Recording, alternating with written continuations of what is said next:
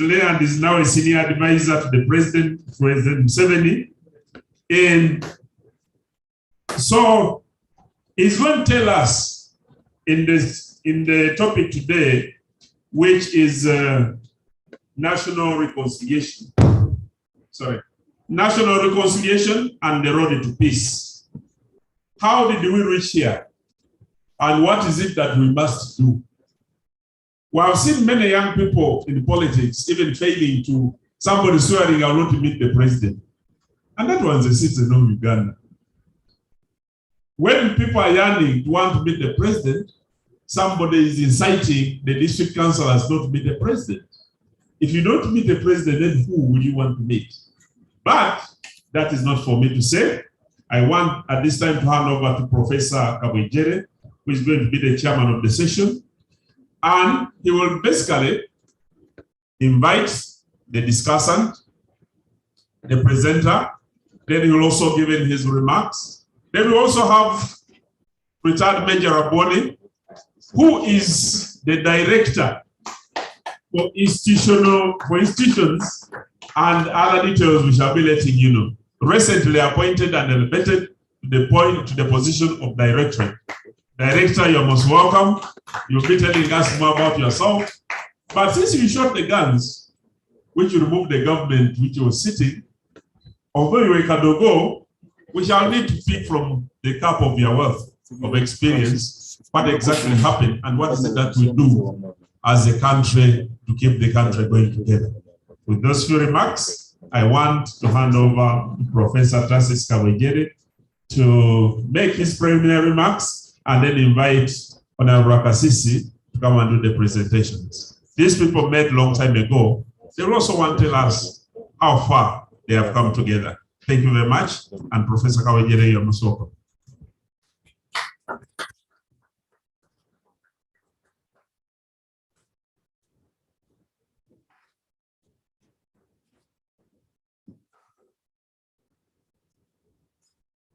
Since I am at a distance away from you, I can afford to have this obstruction removed. Thank you, Emmanuel, which you share with Christ. Thank you, Secretariat, for this opportunity to share an audience with Chris Wakasisi, a friend of mine, somebody I have known now for more than 40 years.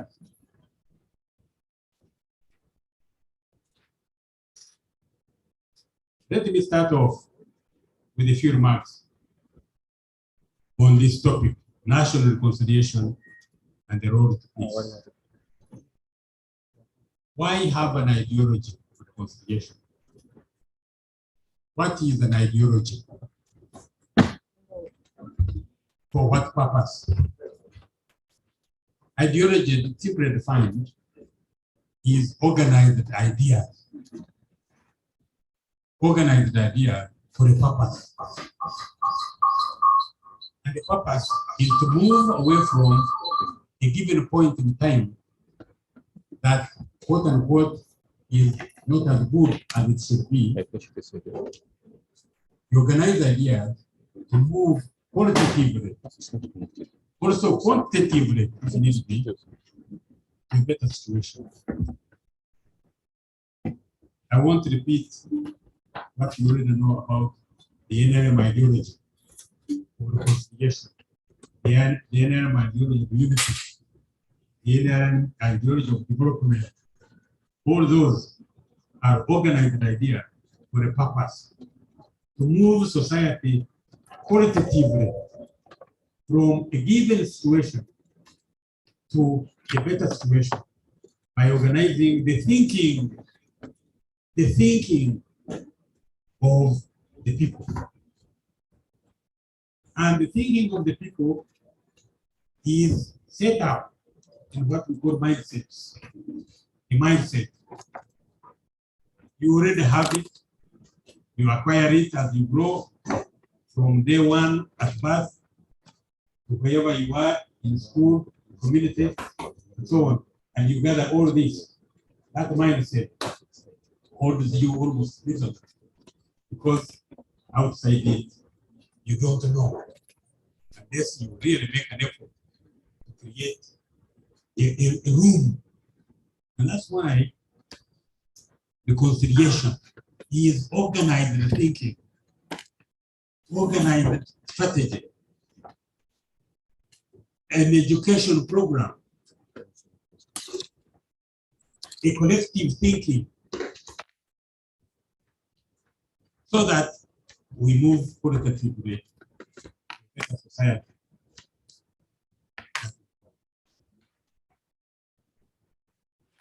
Nature has good reasons to create a sharing like we have. I am certainly overwhelmed by this encounter with my friend Chris Workers. And I mean it. I can see most of you here. By 1980, you are not yet born. There are many of you who were born after you are still young. 1980, an election of 1980, an election which takes place after 18 years of no election, because the last election had been 1962. 1962, now 1980. An election after the overthrow of Amir. An election after UNLF. An election following the Moshi conference, where I was involved in Moshi, gathering Ugandans abroad, scattered all over the world, that we were able to get together to assist legitimacy, to assist the entry of Tanzania. May Lord, may the good Lord, reward Mwalimu Nyerere with peace forever, who had responded to the attack of the Kajera, needed Ugandan support. So after that, I won't go into that, because but we stand together in Bushenyi, what was called Bushenyi East. He's standing for DP, for UPC, and I'm standing for DP. Any of you who have had a reading of that period, you know what that means. Our election was postponed by a day, deliberately, so that certain things happen. That's the way I understood it. When others were already having their results declared, for us who were going into elections with the police workers. And any of you who knows what that time was, Wakasisi was a power. Was a power. And for me to stand against him was a brave jump into the abyss. And indeed it was. But I won't go into details. Some of that will come out in the books I'm trying to work on. But certainly, the election took place. And there were a number of gunshots. My driver was beaten.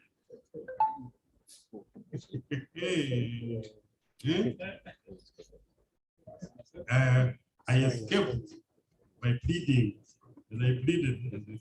Please here allow me. I pleaded to say, look at my driver who is now down, because when he was punched down here, the legs went up and he fell flat. So I thought he had been shot. And then pleaded, I said, please, you have now. I had the gun at the polling station. This is in Changundu. I had the gunshots. Now I see my driver is dead, kicking. Now what have I done to deserve all this? Anyway, thank God, his wife, the voice I still recall, even now, the voice can come into my mind. He said, Wacha huyo. He was telling this soldier who was coming now close to me, and I was standing there. And he was saying, you, who are you? Joyce, God bless her, said, wacha huyo no waziri, leave him alone. Waziri gani? This fellow was talking. The name I won't mention. And at the end of the day, they left. The results were declared. And I had to hide. I ended up hiding in my friend's home in Togo. And from there, I went and hid in Stab Seminary. And from Stab Seminary, I went to Calvary, Bishop Barnabas. May God also rest his soul in peace. That's where I hid before I could get anywhere. Finally, anyway, the long and short, for 2 years, Professor Kabujere was staying in the house in Kataremwa, a government, a university Makerere house, without a job, because for 2 years I was there. I also refused to say, I am not living in this house. I qualified to be teaching at Makerere. So why should I leave this house when I want to teach? Because I've been in exile for 6 years, I don't want to go back to exile. Why didn't I get a job? At the end of the day, the message came to me, I should apologize. I should apologize to him for having wasted his time when I stood against him.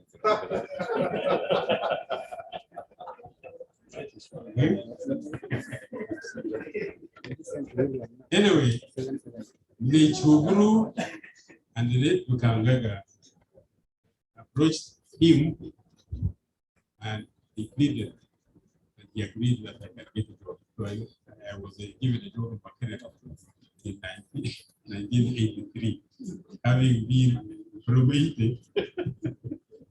That's when I got a job to teach sociology, which is my enjoyable subject.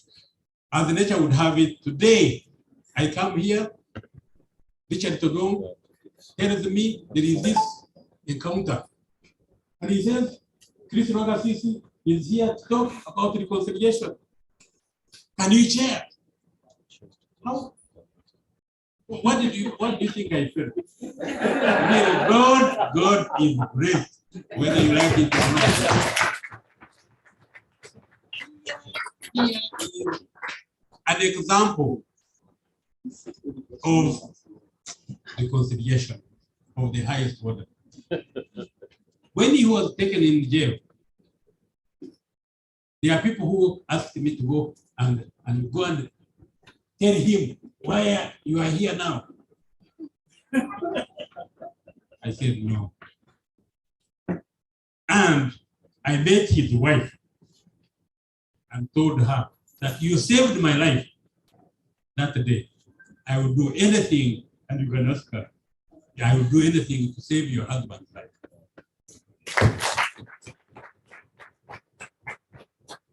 So, getting together here for this encounter cannot be God's choice. They don't want to have anything else. It is God's choice to make it that reconciliation is meaningful, that it is possible, and here he is, an advisor senior advisor, the president of Uganda, his experience, I will not go into, but let me tell you,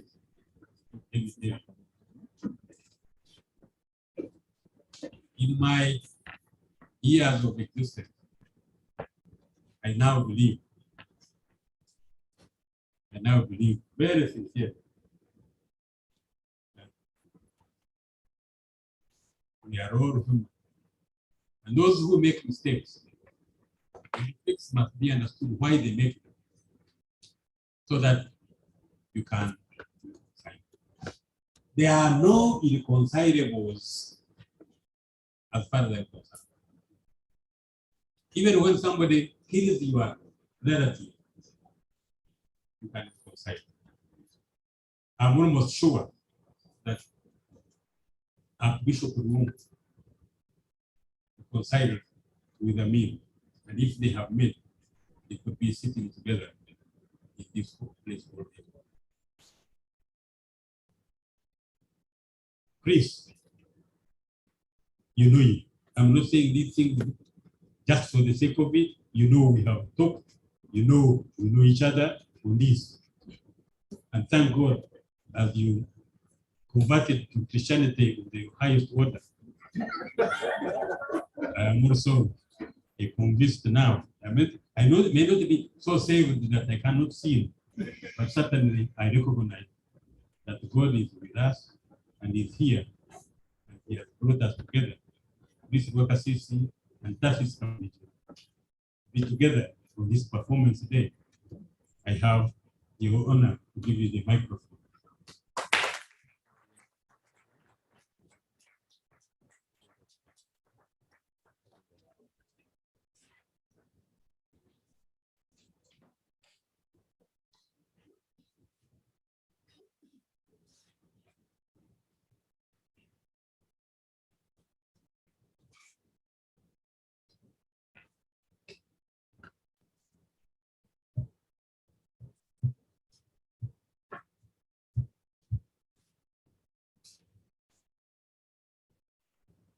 Honorable Chair, Honorable Dombo, old friend, Tony. Oh, the Secretary General has come. The Secretary General, thank you very much for coming. Ladies and gentlemen, you know, every coin has got two sides. There is one side of Kawejere, there is another one of Rakasis.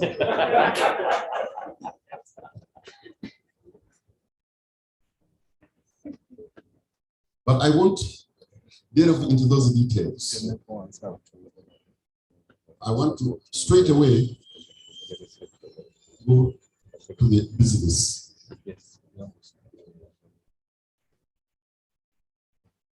Indeed, I take great pleasure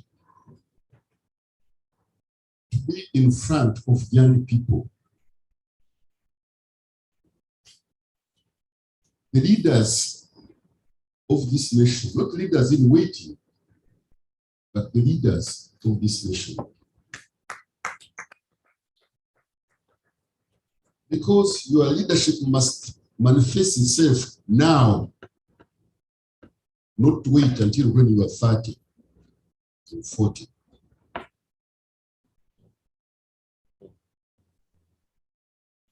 I'm exceptionally glad that you are so enthusiastic, not only about current affairs, but about the great matters that affect your country and in the process, your own well-being.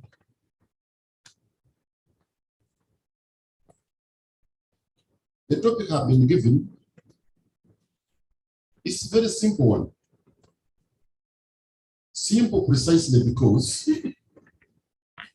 when you talk of reconciliation, I stand here as a testimony of reconciliation.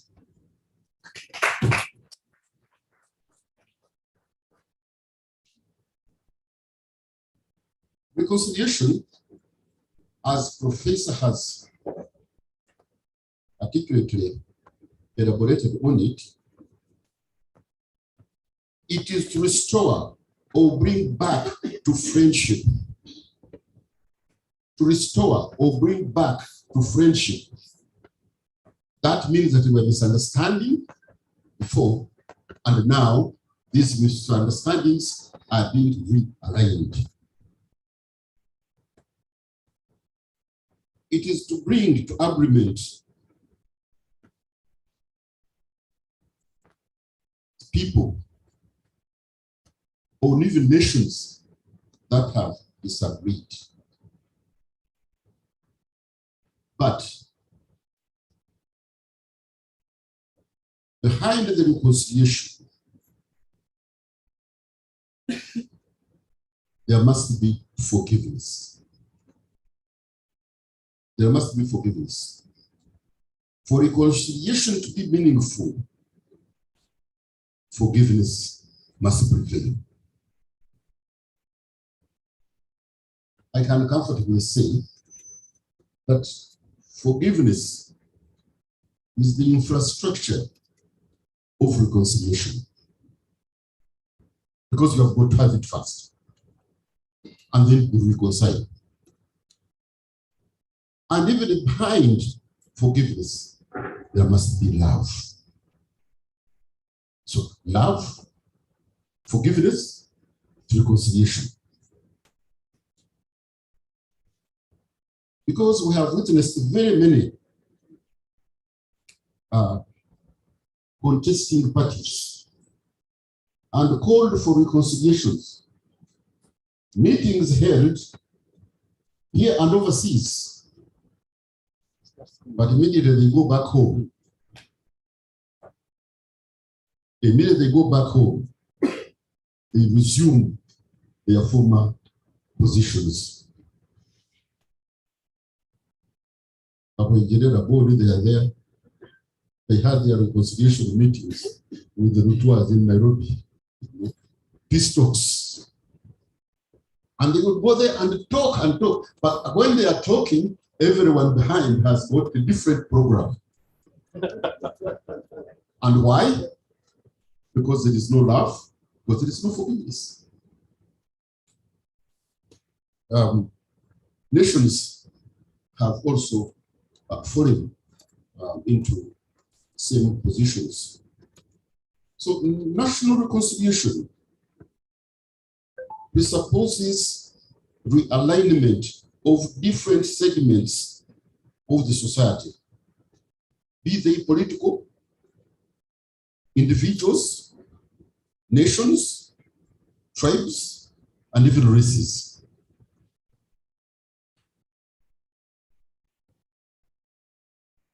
So that the nation or people can have peace. All this when we've got love,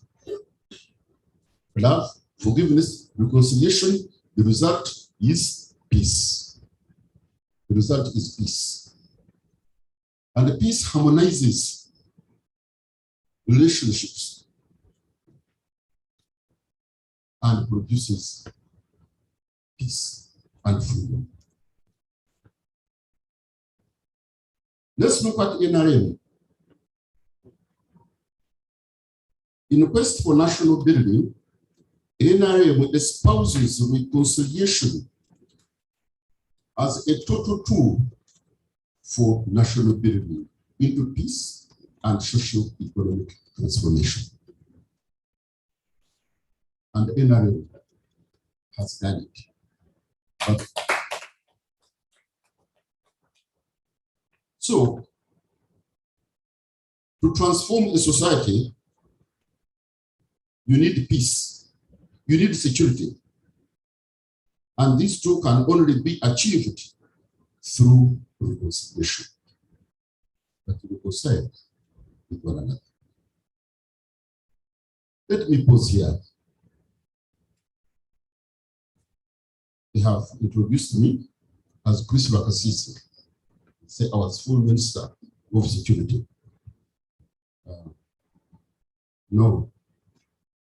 Yes, the names they are right. But when it comes to the duties, I was not designated as Minister for Security. No.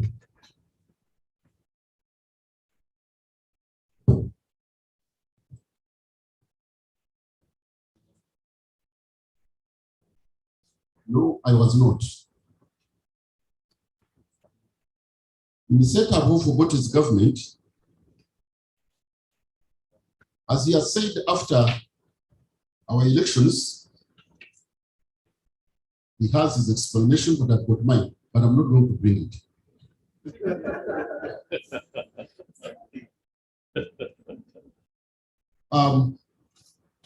The president sent a helicopter to collect me from Ushuaia after elections. I was not feeling well, but he wanted to go. And when I reached his office, I found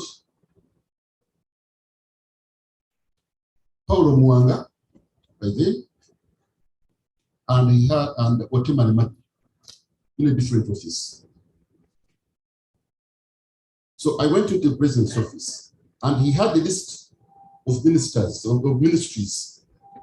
And then he told me, he said, look,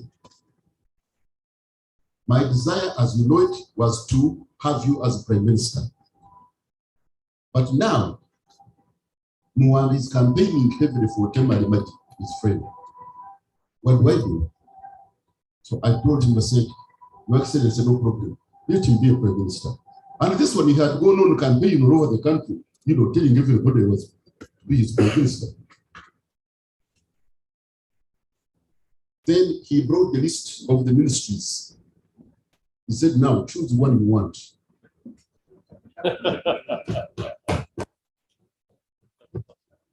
I said, no, oh, you're welcome, doctor. He said, now choose the one you want. And I looked at the list and turned back to him and said, Your Excellency, I'm picking that. He said, now I want you to be in my office. But then if I say you are minister for presidency, people will think you are there to run my errands. On the other hand, if I say minister without portfolio, Baganda will say, Minister Taina Murimu.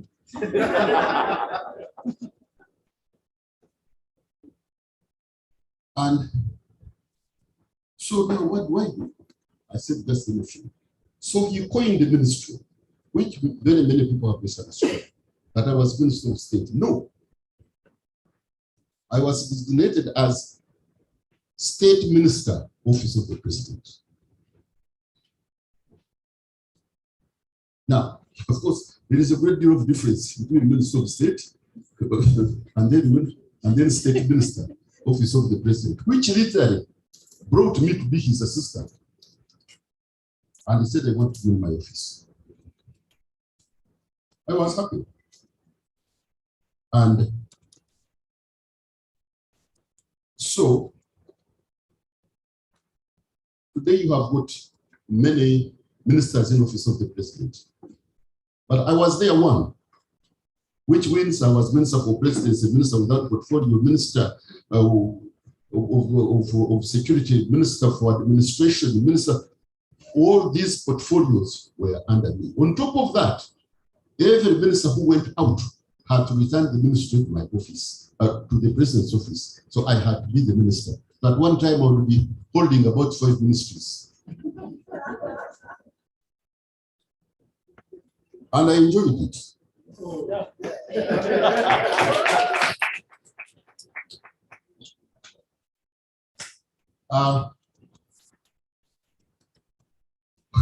President Obote, my office was just opposite his. But I think maybe a quarter of the day he was in my office. Or I was in his. Honorable Minister, the President is calling you. Honorable Minister, they come with. Honorable Minister. You know, I was called honorable and honorable all over the place until I forgot that my name was Rwakasisi. I thought my name was honorable.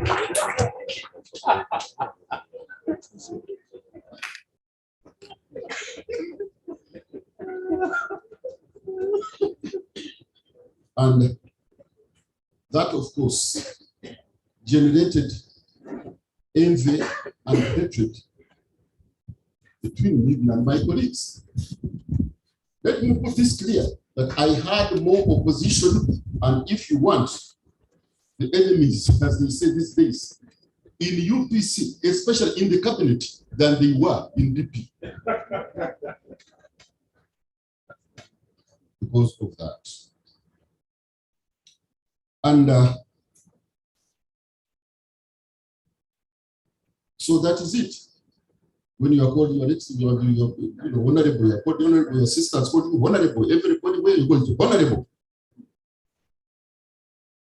But one day, I saw all these glories of the world crumpling down like a house of cards. I saw it.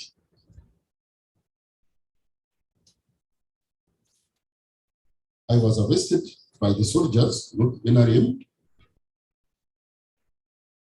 and I had read all their deliberations in their meetings. They were meeting because the intelligence was bringing in reports. So finally, theirs was arrest Principal Kasisi, kill him. Chirunda, kill him. Putotai, kill him. Smith upon a check, kill him. Arrest Obote, but don't kill him. And I landed in the hands of these people, but they never killed me.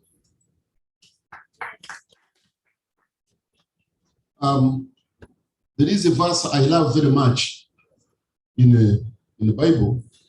It is Psalms 118, verse 17 and 18. 17, he says, I will not die, but I will live and testify what God has done. Amen. Then verse 18, he continues to say, although the Lord has punished me severely, but he has not given me over to death. And here I am.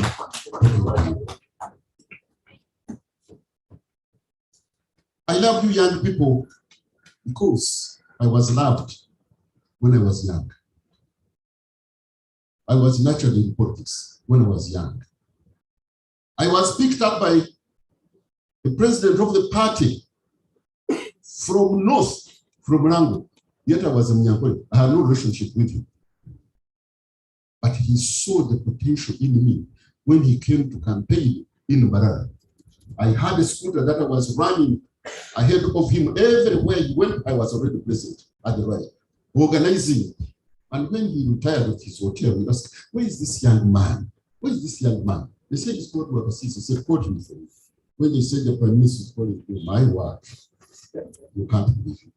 So when he came, he told me, he said, that motorcycle is dangerous, going to kill you. I said, no, Your Excellency, I know how to drive it. He said, well, okay, but take care. He came back to Kampala.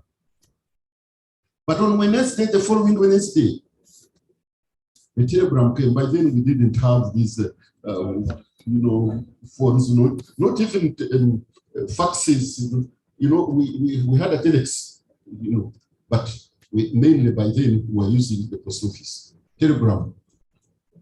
So the runner wrote telegram written to our party office in Mbarara and said, you are wanted at party headquarters on Friday.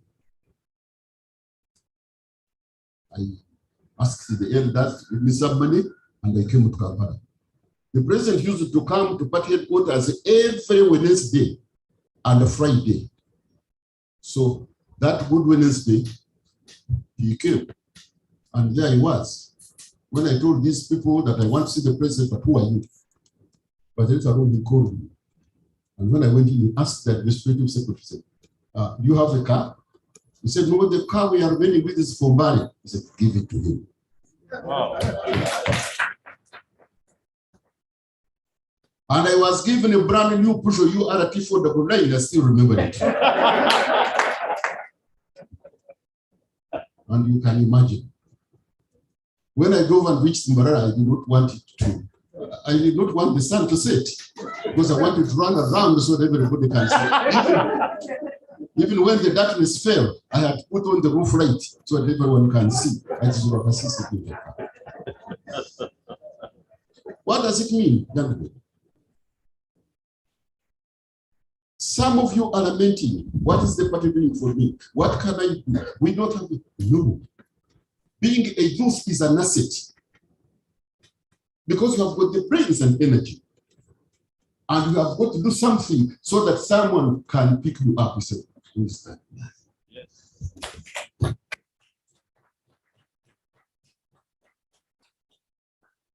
So NRM has transformed the society. As I said, in order to reconcile, you need peace. In order to develop, you need peace, you need security. And these two only can be achieved when people are reconciled. I will not shy away to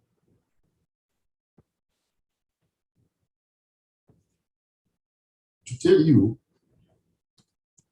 that reconciliation, love, are all gifts from God. When we have God, forgiveness, which comes from love, then it manifests. Let me tell you, the young men here and young women, love without God is hypocrisy. You know, we usually write letters to girls, you know, my love is my love for you is like an ocean, it cannot dry, things like that. But all these are hypocrisy. It is the genuine love is only one which is coming from God.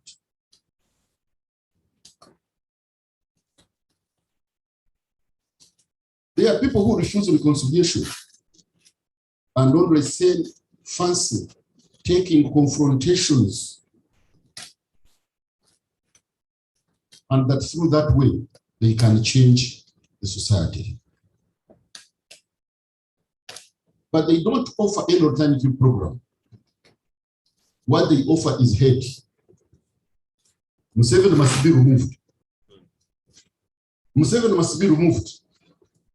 But okay, when Museveni is removed, what next? What next?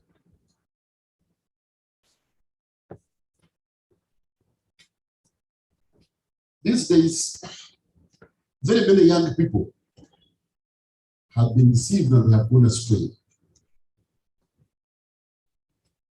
They have been made a tool for confrontation.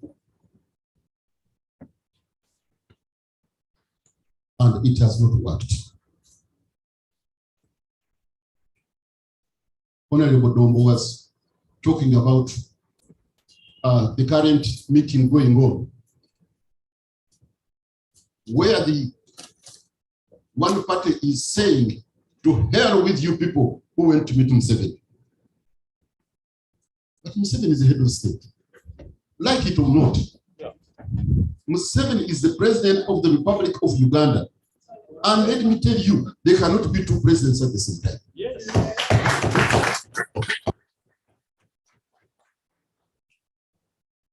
And if you want to be president, you have to respect the president, because you also, when you are president, you want to be respected.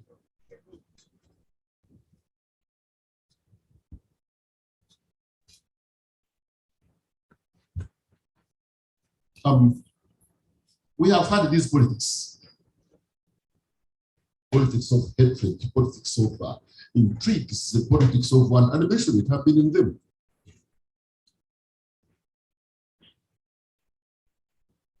When Kabwegiri said he was DP, were you peaceful also? Sometimes you also did things. But anyway, as I said, it's not for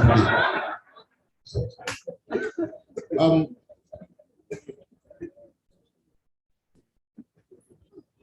Museveni's main weapon he has is reconciliation. And he has used it, and it can be seen. When I was taken to prison, and later on NRM found me in the prison, to me it was a very good prize the Rutuas had ever given them to find me in prison.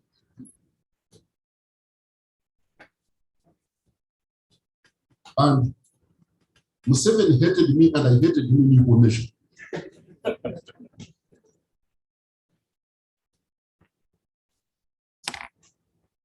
At Luzira, there was a battalion 102. This was put there purposely. They would be dancing the night all over, walking from the Chakamchaka. Rakasisi, Amba, Harijaribu, Amba, Hakashindwa, ye.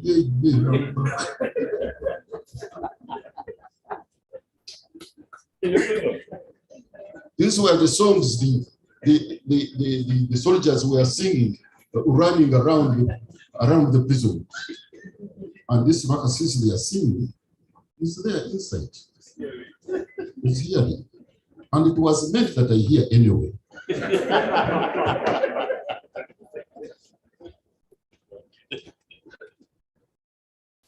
In prison, I read the Bible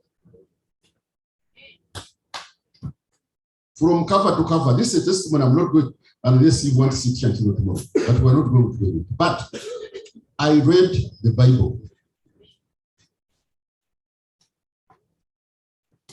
And I thought I was saved. But the question of forgiving Museveni was very difficult. In my reading the Bible, I got on Psalm 108.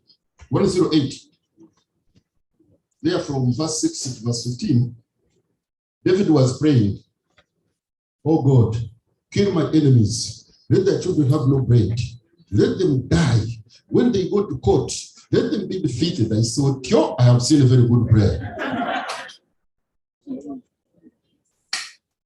And I will go down on my knees and pray for the death of all these people. But nobody died. Those who were captains became generals. Museveni continued winning elections after elections.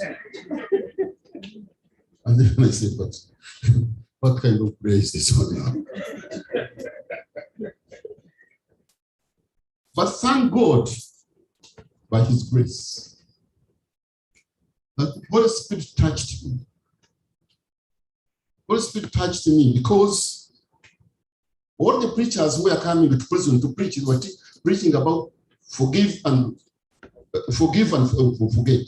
Forgive and forget. So I tried not to forgive Museveni, but then how could I forget that I was in prison really? It was very difficult.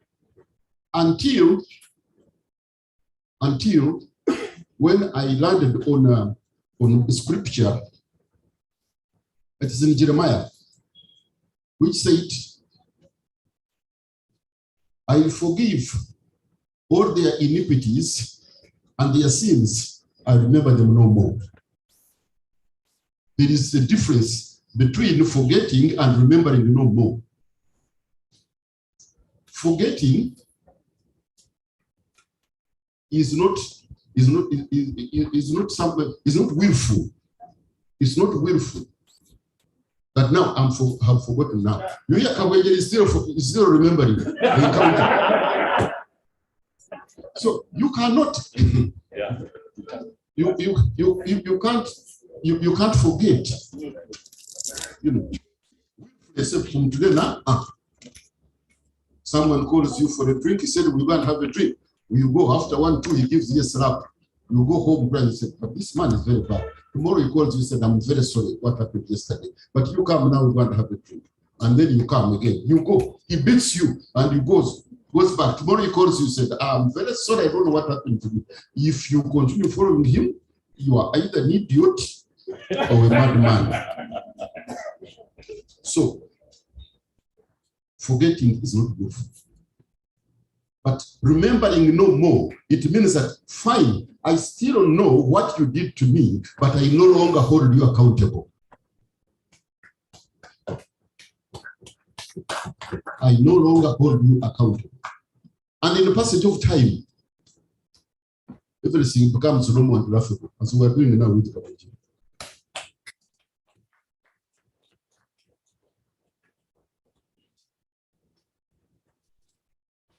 Then I completely held Museveni no more. And you know what happened?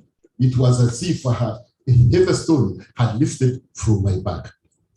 You see, hating a person is a very, very dangerous thing, because you continue carrying him or her. Even when she's sleeping, you are carrying her. She's eating, you are carrying her. She's enjoying, you are carrying her. It's a terrible thing. And I forgave Museveni. Whom he had done it earlier even. Because in 1995, I was struck by diabetes. And when the news reached State House, he sent State House doctors to come to treat me in prison. Wow. 1995. Before I had forgiven him, he sent doctors to treat me. And after forgiving him, I turned that prayer of hate into prayer of love. I'd go on my knees and pray for President Museveni, his family, his cabinet, his soldiers, and everybody. And I felt so good. And things started turning for better. My wife would come, you know, I have met General Tumile and he has given me this money to buy you food. I have met General so-and-so, he sent this book for you to read. But things became so easy.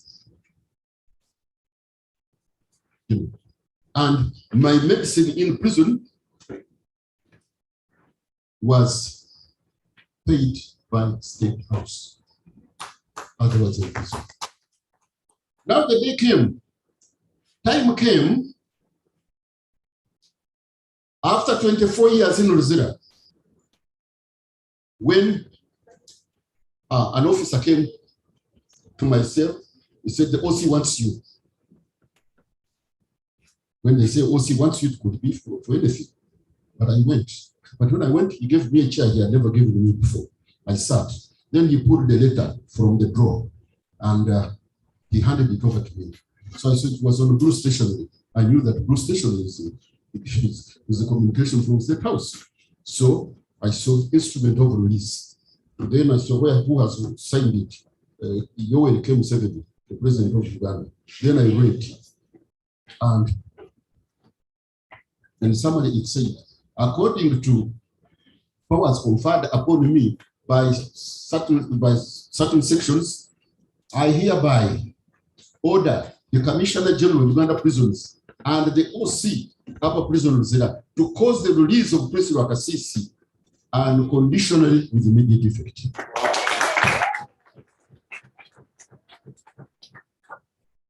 And I came out.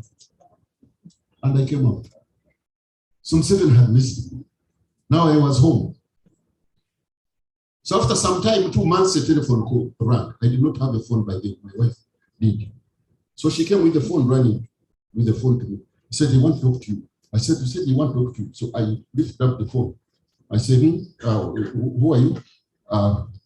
Then someone on the other end, he said, the president wants to talk to you. I said, which president? President of FUFA or what? He said, no. The president of Uganda. So I said, okay, fine. And here he was on the line. The priest, again, no. So somebody said, do you have time? Can we meet tomorrow? I said, of course, the time for president will always be there. So the following day, I went to State House in Nakasero. At State House, I had been told that when Museveni calls you, you can wait until 6 hours or something. So I went psychologically tuned that I was going to have a long wait. My appointment was supposed to be at 5 o'clock. So I was there at 4:30. I was ushered in the lounge. They pushed a tray full of goodies, you know, which I picked up a cup of tea. I had just had about 3 sips, and the protocol officer came and said, His Excellency is waiting for you. After one flight, he handed me over to PPS Chambade and opened the room. I thought I was going to be there, wait until when the president comes, then I'll stand up to Your Excellency. When he opened, the son of Bukaputa was already there in the room. And he came from his seat, we met and embraced, which he doesn't usually do. We embraced, and then he started greeting me. When he says, when he went on about 3 boro, he turned and asked me, you and I, who's older than the other? I said, of course, I'm older than you. Because, again, culture dictates that it is the elder who greet the juniors. And so I greeted him. And, you know, I started my own boro now. So we sat down. I want to tell you, if there was any recording, it would have seen 2 brothers who had lost each other for a very long time. Wow. When he said, welcome from Luzera, now I'm going to welcome from the bush. Because we have not seen each other. And our old relationship, because Museveni, when he came from university, he was brought to my office, in the president's office. I was his boss. Now, of course, the drums have changed a bit. And I used to drive him all around. We were friends. Even when he wanted to stand, I'm the one who was introducing him to elders in Nyabushozi, including my father, who was the chief there in Nyabushozi. So we had been together. And I saw that relationship, that love, that sight brought again. That is reconciliation. It's not only me, but President Museveni has reconciled with very, very many people, including those who he were with in the bush. He has reconciled with him. We need reconciliation. Even in NRM, in the party itself, we need reconciliation. Because there are members who are dissatisfied, who are affected, who are, you know, who ask, what has the party done for me? What has the party done for me? They cannot tell us what they have done for the party, but they want to know what the party can do for them. It was Kennedy, I think, who said it long ago, don't ask what America has done for you. You ask, what have you done for America? And the peace and the tranquility, which is now all, it is all premised on reconciliation. On reconciliation. I want to end again with the word of God from the Bible, because after all, without God, reconciliation means nothing. But all of us, as we are in this room, the Bible, according to 2 Corinthians chapter 5, verse 17 to 20, but I pick up meditation verse 18. It says, now all things are of God, who has reconciled us to himself.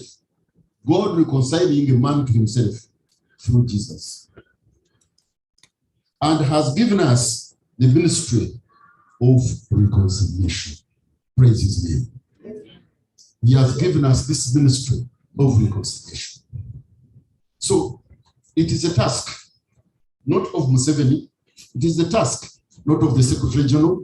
It is the task not of Chairman Electoral Commission. It is a task. It is your task. It is my task.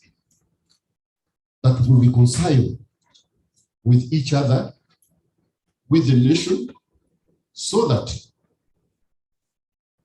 we can have peace. Because it is the road to peace, and I even add the road to progress. Thank you very much.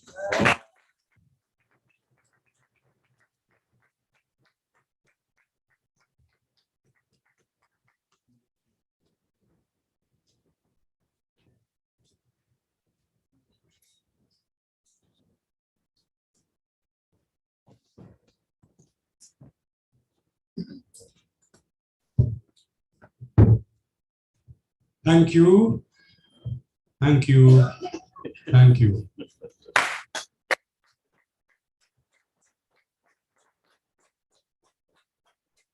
And those of you who don't know this, know it today. Thank you. Thank you. Thank you 3 times. Yes. It's a great prayer. Yes, correct. It is the unit of creation.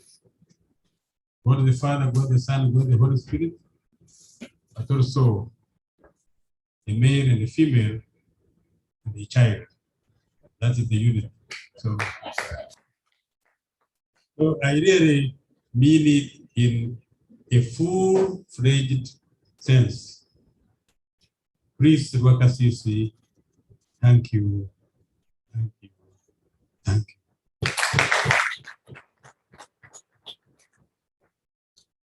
I have picked 2 things. Power. Power. Power. How you get it, how you use it, and how it creates your friends or your enemies. Second, reconciliation starts with reconciling with yourself. You must have a review of yourself to be able to reconcile with the other.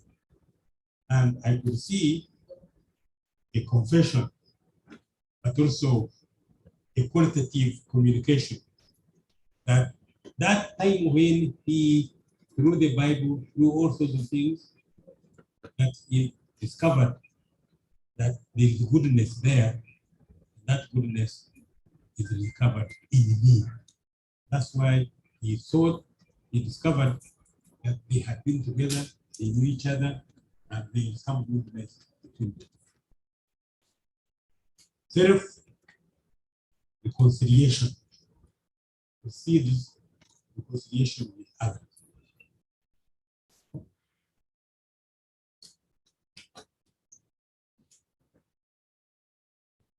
The Holy Spirit touched me. I couldn't believe that you felt that you have been touched. Now, how many of us today sitting here are being touched with the power? The power of God, the power of your existence. Because when he said he survived, when he said he didn't die, because if he was dead, we wouldn't have him here. And who kept him alive? So reconciling with yourself is not enough. You have to reconcile with God. And God is not a Christian God, it's not a Muslim God, it's not a Hindu God. God is God. Okay? There are people who think that when you go to heaven, you find only your religion. No. They are all there, the good one.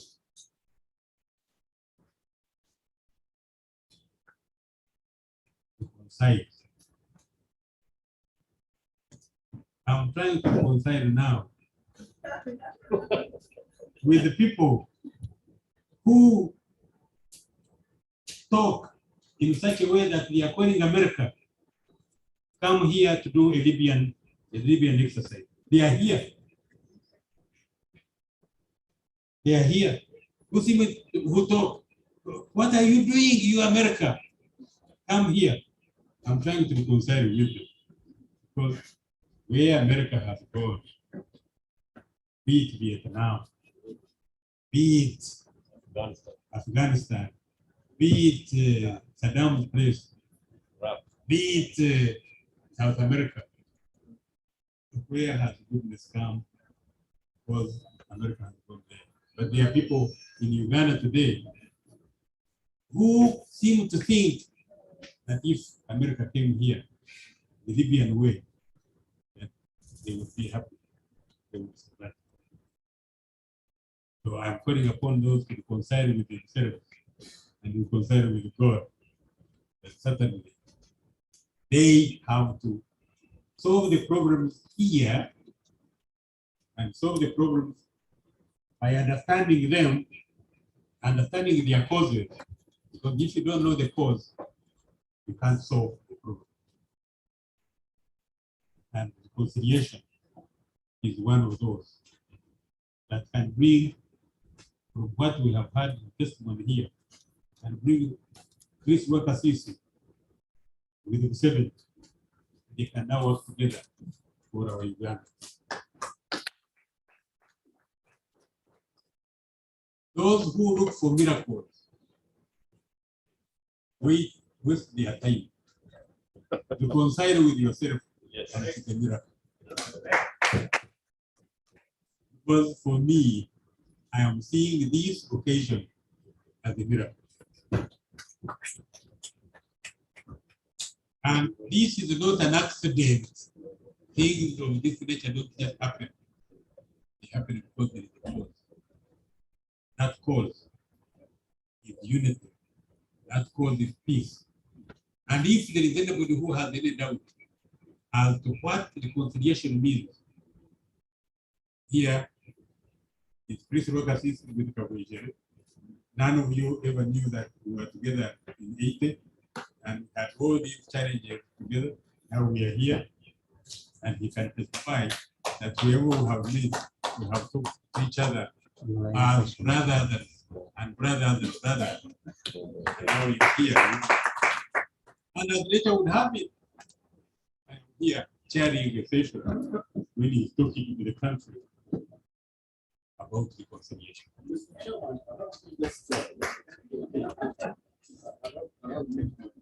Here there is something I wanted to read to you, but somehow had escaped my mind.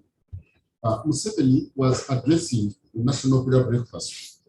This was in 2016, and I want to read you this portion. Museveni revealed that it was by divine power that he was able to pardon Prince Rwakasisi in 2009 after spending 24 years in Luzira prison. Rwakasisi is the former minister of security during Milton Obote's regime. Now, quote him. Honorable Rwakasisi, that's Museveni now. Honorable Rwakasisi was supposed to die. I consulted God, and the voice told me, leave him alone. That decision was not mine, but someone gave it to me. I don't know how it connects with the mind, but it said, do not. And that was President Museveni giving the testimony.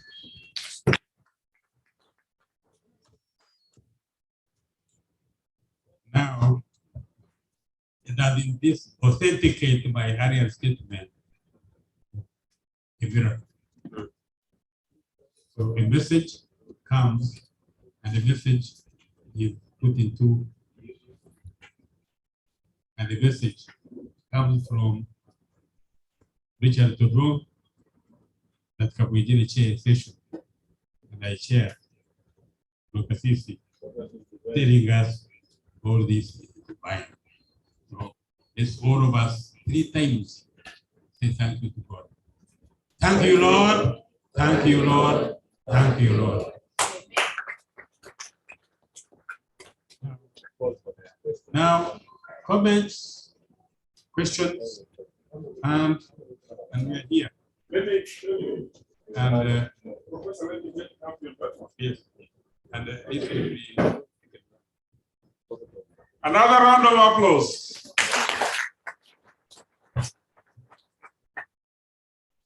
The Bible says God's ways are different from our ways. One, thank the Right Honorable Secretary General for the selection of the individuals and for the divine guidance for you to bring Honorable Rakasisi.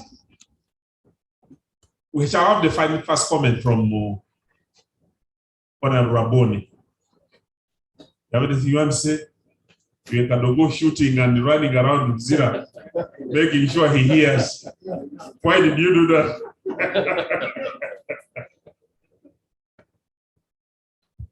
I also want to thank God.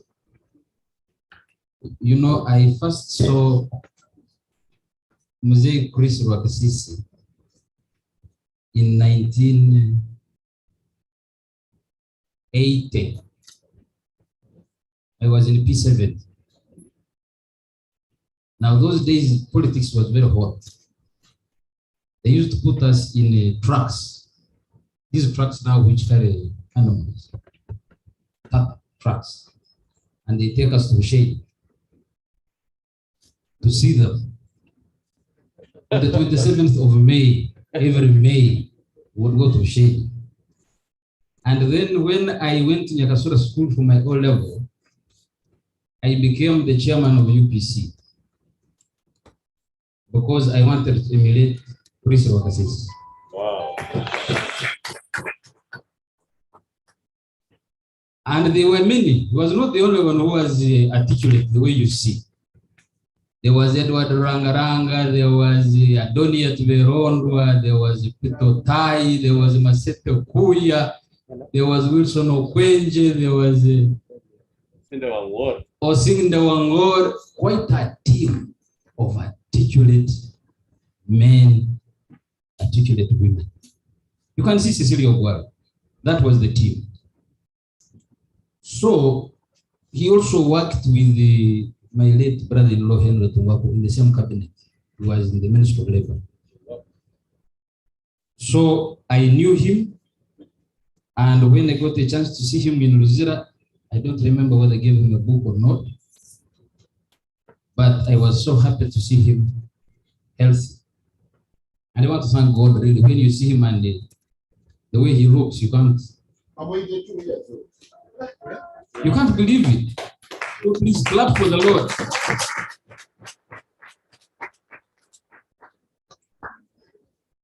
But what I wanted to say in connection with the NRA revolutionary theory and practice is that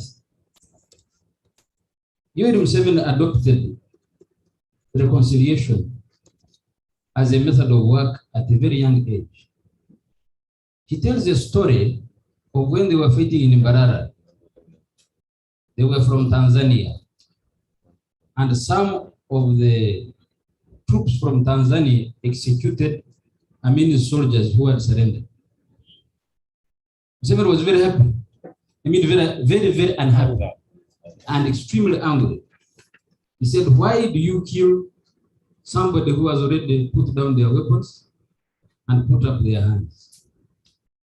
And this military theory and practice continued in the guerrilla war between 1981 and 1986 and onwards. It was a crime, a terrible crime, to kill somebody or even to punish unnecessarily somebody who was already surrendered. So what we learned was that when soldiers surrender, you take them for ideological clinics to change their minds and their ideology, and they would quickly join us. And in fact, some of our fighters used to be very angry and say, but these are the guys of UNLA whom we were fighting the other day. Now we are saluting them. Museveni said, if they are efficient, if they are disciplined, if they have taken our line of thinking, if they agree with their ideology, they will command you and you will accept it. So the same political line continued on the politics side. When we captured Kampala, the NRM people were very few on the ground. The mobilizers, the Chigongos of this world were very few. But immediately, Museveni said, the basic line is that you must be a nationalist, you must love Uganda, you must be a citizen of Uganda, then you can join NRM. Whatever your religion, whatever your ideology, whatever you profess, the minimum is that you should be a good Ugandan, and you should agree with our 10-point program, which was very easy. So the NRM laid a basis for a national consensus. And the rules were so easy to follow that it was easy for everybody to belong to the NRM. Now, I feel unhappy when young people say, why is it that when people come from NUP or FDC, you elevate them, but you forget us who have been in the NRM? I think you've heard about that argument. My answer to them is that that is what has made the NRM very strong. Is that the person who was your enemy yesterday is your friend today. And the person who thinks about being your enemy tomorrow may not do it. So the more, the merrier. The bigger the numbers, the stronger we are. And then, finally, I want to give you, Museveni, I'd like to thank President Museveni, sincerely. What his testimony is not the only testimony where the president has shown humanity and magnanimity. I disagreed with him when I was a young man in parliament, and I joined the Kiza Besigye and we started a very serious campaign. And we formed something called Reform Agenda. And then one day, when we had hired an aircraft, we were going to Ajumani. My brother, who was the chief of military intelligence, ordered me arrest.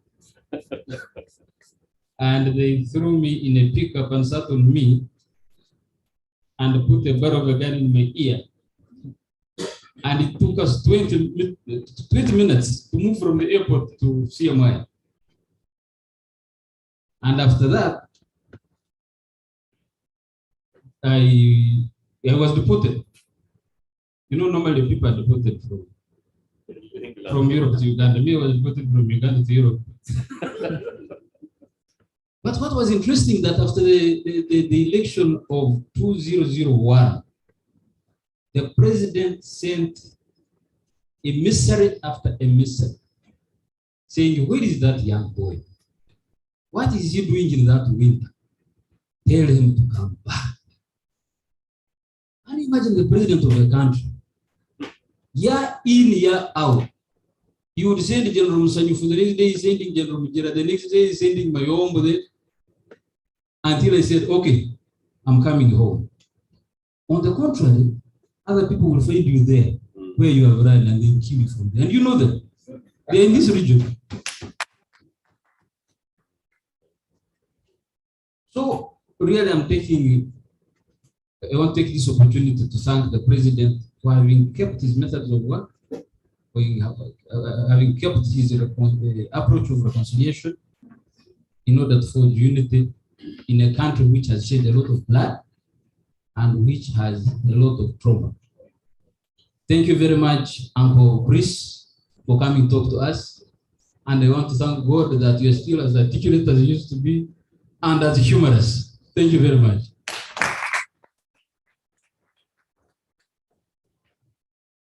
One, thank you very much for sharing the Kadobo experience from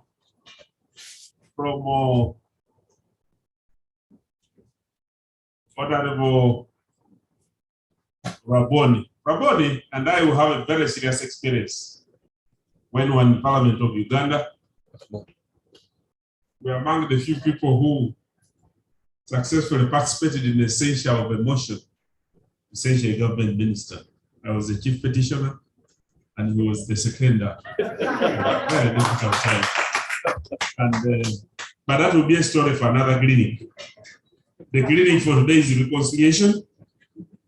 You also need to reconcile with the other. We did, and that would be also a confession of another day. We want now to get comments. Can we get, please, don't I have a microphone? Thank you. Lucy. And briefly, don't go into introduction, thanking, please save on time so that you go straight to the point. Thank you. I'm Kamanyere Celestine, Secretary, Research Salon Operators. I want to thank the Secretary General for this ideological clinic. Mr. Wakasisi, it's my honor to see you. My first time, but I have a grudge on you. Yes, but at least as we are reconciling, it will end here. My dad died when he had a grudge on you. Because there is one time he came to your office looking for a job for his son, and you ordered to cane him. Because he was dirty. That's right. I still remember that. So I'm asking, I know even the president is hearing about what we are talking about. If you happen to talk to him, you go around as you reconcile with the other people you did for. Thank you. Our professor, I honor you. I send my greetings to you and your family. Now, the question comes to Mr. Wakasis. If UPC, okay, if as the NRM has extended its ruling up to now for 36 years, if it was UPC, do you think it would have been in the power all this long? That's my question. He tried and failed. So now. Thank you, Honorable Kasisi. Thank you, Honorable, for the elaborate ideological clinic. My name is Megan Dury. I'm from Uganda Christian University. My question goes to Honorable Kasisi. With the power you had during Obote's government, had you been given the same power during this government, what would you have done?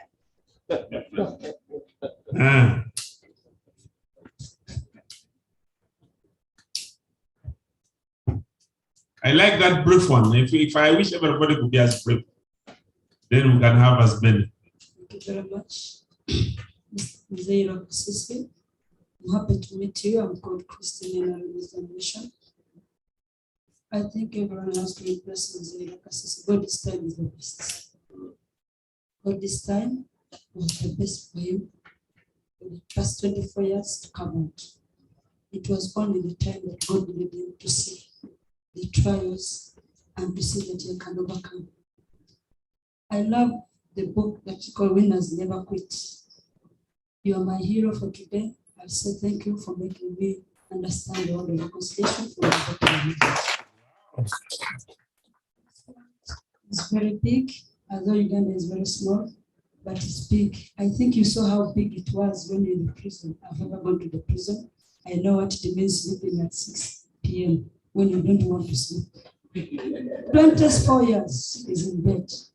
12 hours in bed times 24 years, 12 months. So it was the way to go for the young generation to learn how to live with that. Thank you very much. Wow, thank you very much.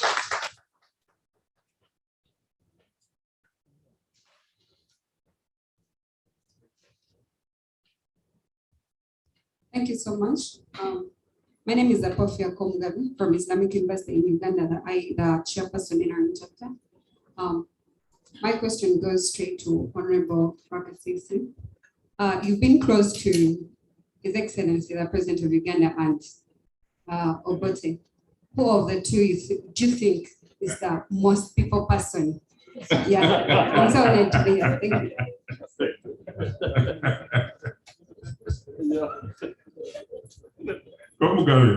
Thank you so much. My name is Ronald. Mine may not be brief, but I come from a very fragile area, that is Teso. Reconciliation has a correlation to do with peace.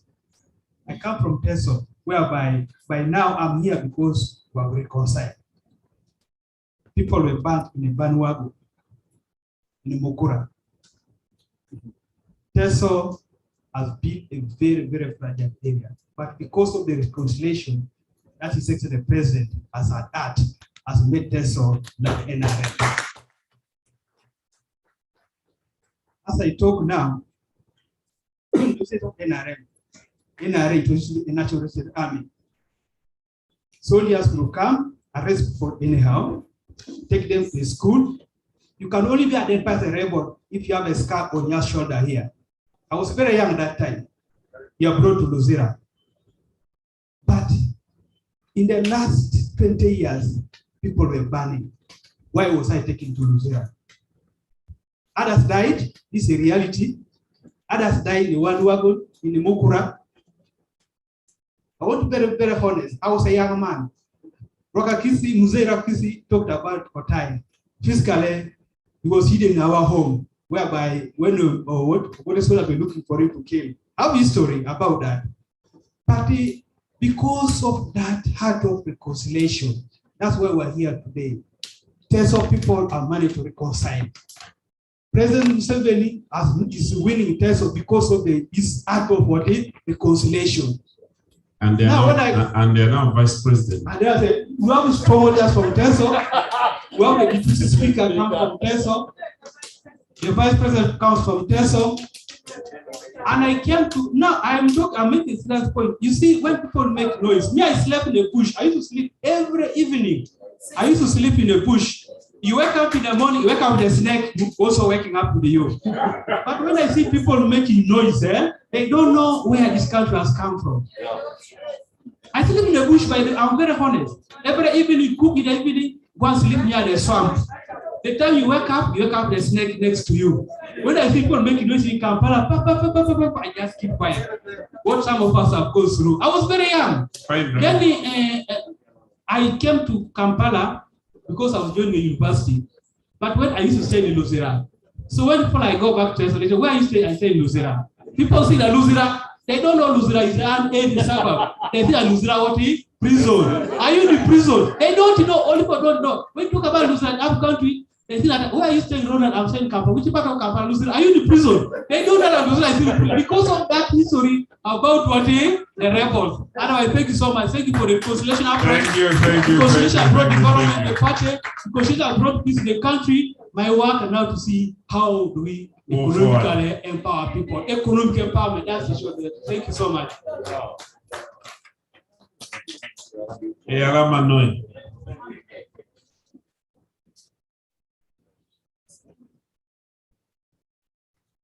My name is Joseph Okwen, RPG. Yoga Keren. Yoga Noi. We just lost our more. We pray that the good Lord keeps him well. Directly to Senior Priest Rakasisi. For the 24 years in prison, how were you treated? Were you tortured? Like it is coming out nowadays, there's a training issue about torture. And it's seemingly, by the opposition, painting a picture that these people are tortured, are being tortured from Chita, consider. Give us your experience so that we demystify this issue of torture. And what is the way forward for government to curb this issue of torture? Because I do not believe it is government sanctioned. It's by a few individuals. Thank you.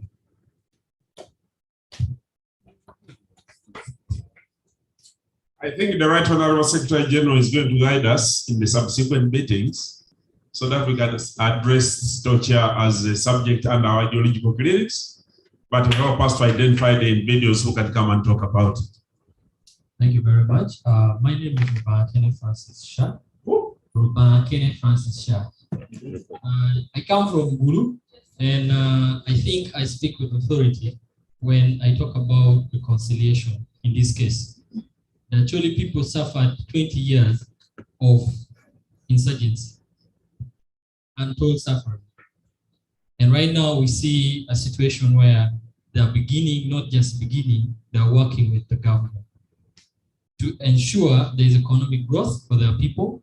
There is a future that will never be retarded backwards. And I think this topic was key.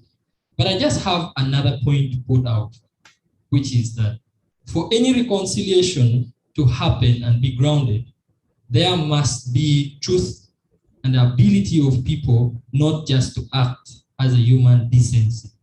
You know, people can pretend and say, yes, I'm reconciling with this person, while deep in the heart, you know for a fact, this is just, you know, for demonstration.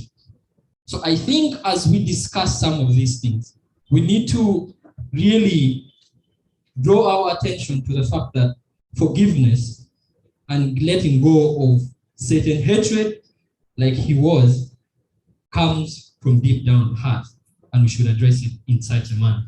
Because unless that is done, then everything we are doing is superficial, and we shall see the adverse effect in the nearby future, which will be very negative. Thank you very much. Thank you, thank you, thank you. That's philosophical. Thank you so much. My name is Kakai Nimrod, a student from Makerere University Business School. Thank you so much, the Secretary, for organizing this. My question to Honorable Kakai Nimrod from Makerere University Business School. My question to Honorable Roka Sisi. Now that God blessed you so much that you serve in two governments, the UPC government and the NRM government. We believe that there are those nice things UPC was doing. To me, what one thing do you think we should emulate from that and compare and contrast for us between UPC and NRM? Thank you so much.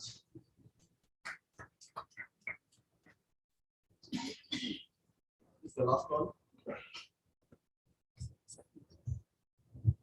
Thank you. Kaberuka Mariam is my name. I'm a Ugandan Munyarwanda.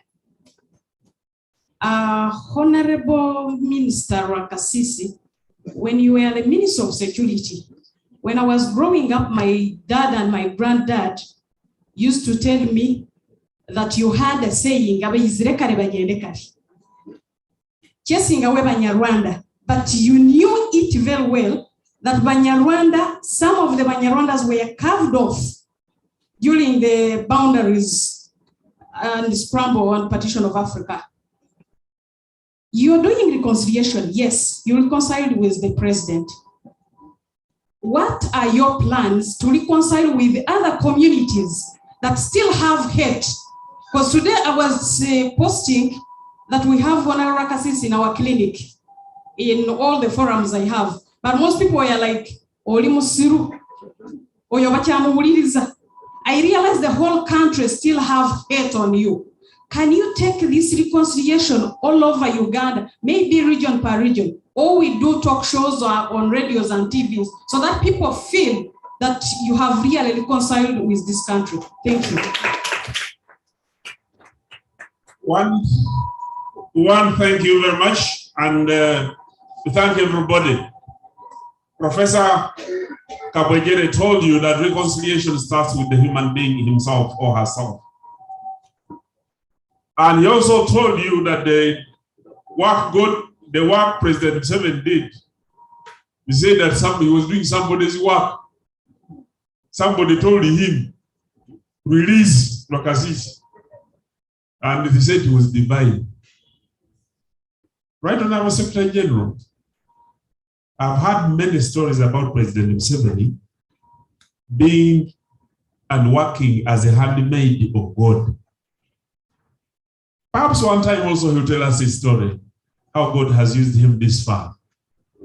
Because there are things we take for granted and only pass without us taking note. But President Museveni has been used as a handmaid of God to deliver justice, to liberate this country, to release Rwakasisi. And so, where does he meet God? God tell him. That will be something people could learn from. One, thank you, and may I take this opportunity to invite Honorable Rwakasisi to come and respond before Professor Kawejere invites the Secretary General. The privilege will only be done by Professor Kawejere to invite the Secretary General in case you have anything you want to conclude with.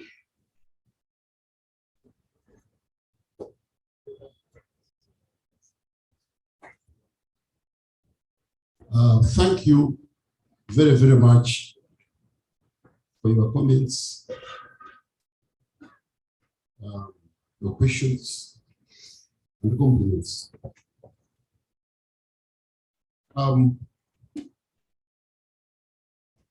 Running a government is not an easy thing.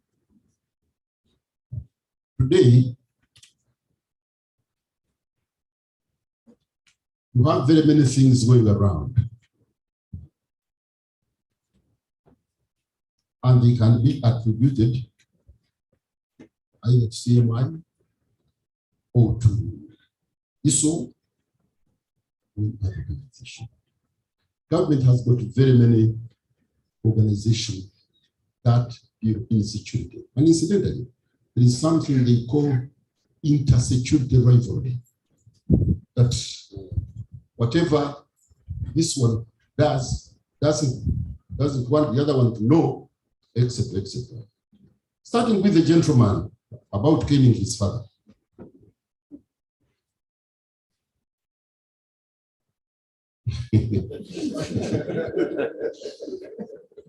First of all, how could that man reach me in the first place? You know, if he was really dirty, where could he reach me? How? So, these are some conjectures that people carry over because you happen to have a name. Since I've told you that the name Rwakasisi, ask people who were in the bush. When they were coming, they didn't know any other person. They came with the name Rwakasisi. Why? Because I fought them and I was right. I was in government. There isn't a single minister who ever went to Wero Triangle, be it Minister of Defense, be it Vice President, be it even the commander of the army. None. So the name can't come. But I want to put your mind at ease. I never ever beat your father because there is no way I would have met him anyway. Now,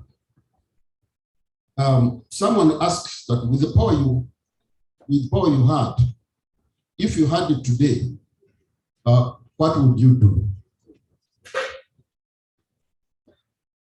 I will use soft power, which I'm using.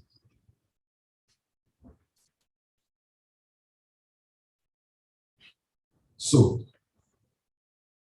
there are things that you do yesterday, and you cannot do them today. You know how Museveni started? When NRM came to power here, I remember in Rizla, they brought in a man who had hooted at an old woman, and they brought him. But now how many sirens down the road?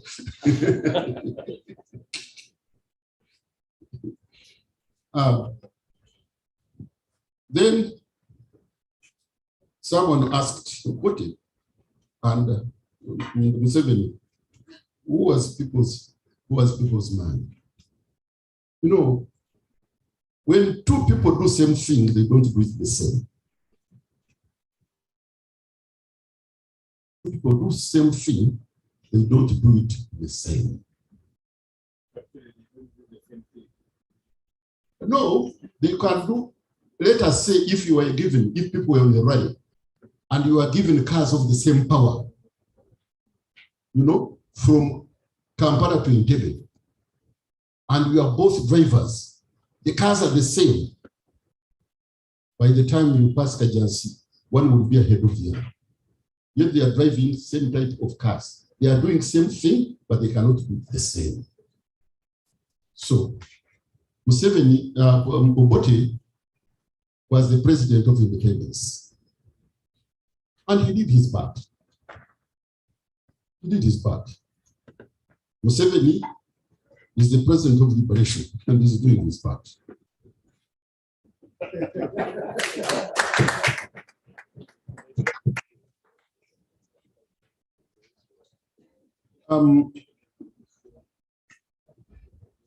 Then, how was I treated in Luzira?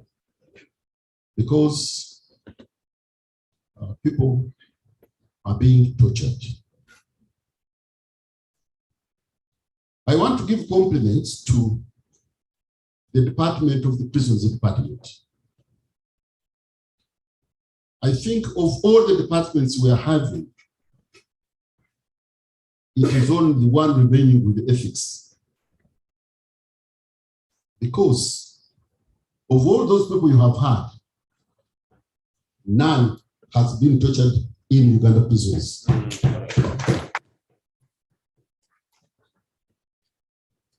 Had the latest of Kakwenzi, something like that. The prison doctors gave a report. They said the man came here with marks of torture, but not them. And that one was sent for them. And you know what? If the prison department was treating prisoners the way the public wants them to be treated, I'm telling you, it would be unpalatable. So that is it. The prison department does not, the years I spent with them, there was no torture that I witnessed. Maybe what was there was hanging, but then that is statutory. They were just carrying out their statutory duty. You know, I think they hanged about 56 people or something during my stay in Zera. Then contrast between UPC and NRM.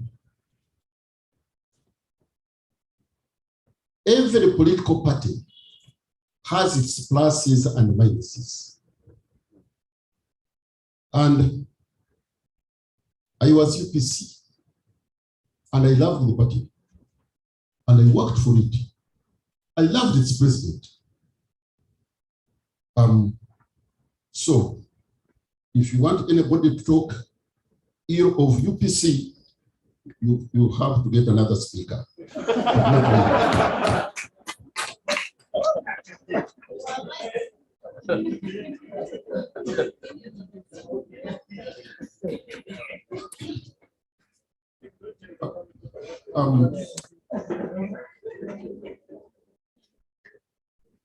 Now, the last one of Uganda and Rwanda. These sayings have been attributed to me. Even the latest, I was reading the latest book of a woman called Wrong. Michelle Wrong was written a book called Do Not Disturb. And I found that piece there. Someone reported to him, told him, said, Rwakasisi met the Banyarwanda. And in a meeting, they asked question, what about we who came very early? The answer was simple. Those who came early, go early. Then another one asked, what about we who were born here? Then Rwakasisi answered, if a dog is born in a crowd of cows, does it become a cow? Now, let me tell you, these are not my properties. The issue of Banyarwanda,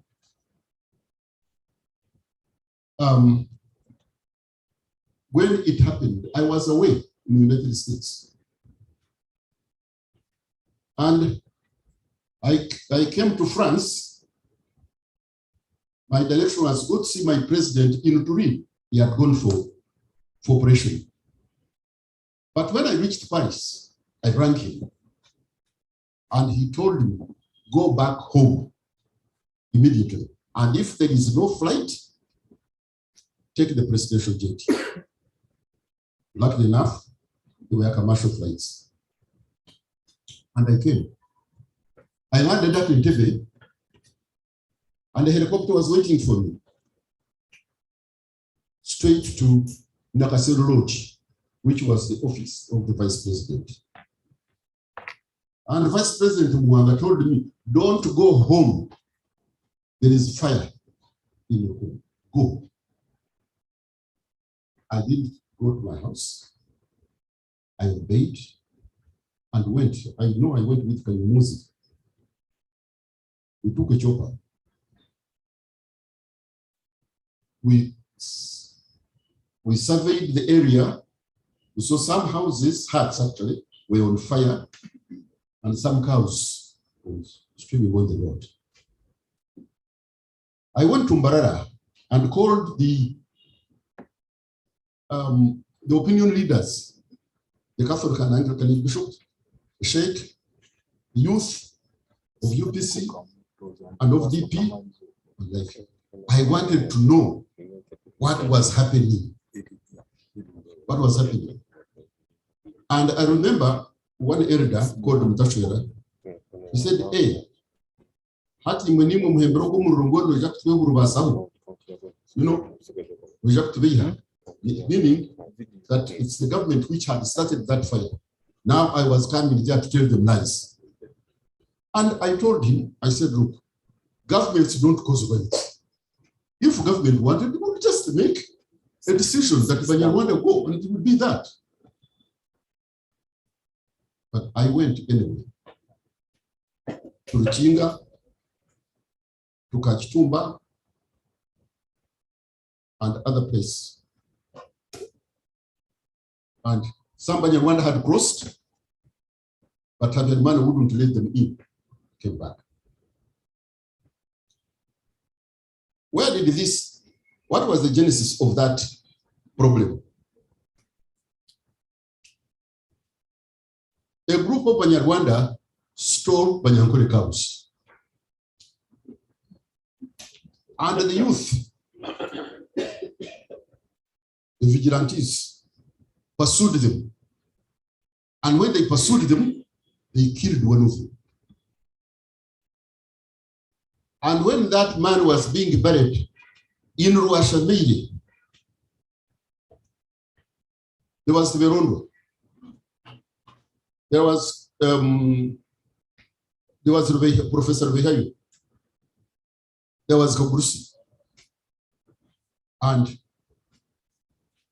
you know, actually people, the speeches on that, the eulogies and like,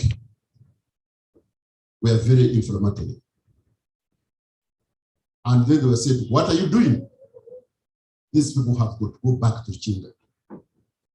And people started chasing the Banyarwanda who were refugees who had left Ruchinga, going now mixed up with people.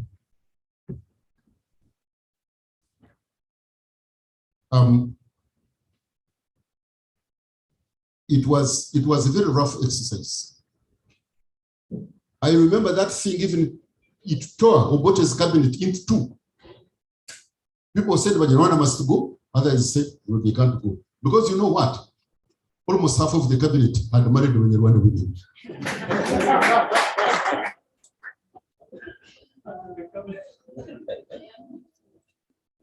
Attorney General, Prime Minister, mention them. Now, as the Banyankole say, me, a man who went to put down the fire, now they turned around that I'm the one who caused it all, which is not right. Then Obote sent me to meet Habyarimana. I met Habyarimana in Gabiru. And I had the president's letter. As we met, When he understood that I was from Angola, he chased away his interpreter. Habyarimana was a Michigan. So Habyarimana told me, he said, you know what? These people came with Belgians to rule us, but they are Angola, so they came back home. So what have we got to do with them? That was the reply. I got from Habyarimana. And I came back and reported. I reported like the president. So people who talk of Wakasisi, if even the case itself that on which they condemned me, if some of you are lawyers here, but you go, but some of the judgments are not there. No one came out to say Wakasisi killed me, or rather Wakasisi killed my person. Wakasisi never, as I said, you know, on the 3rd of June, on the 3rd of June, 2009, Museveni arranged a meeting to meet all these people who they said had killed their relatives. And I'm telling you, none that came up. And you know why Museveni released me?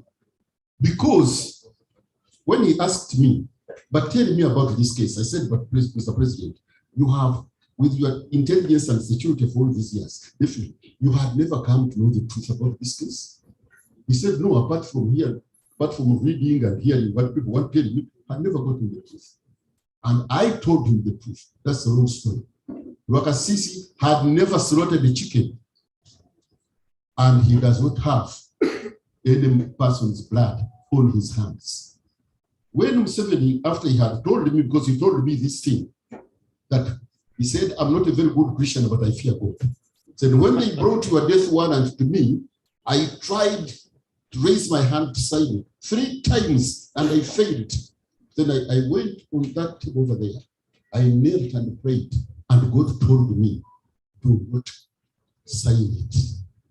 And then, as a rejoinder, I said, you know what, Mr. President? Thank you very much for listening to the voice. Thank you very much for discerning it, and thank you very much for acting on it. But what does all this infer to?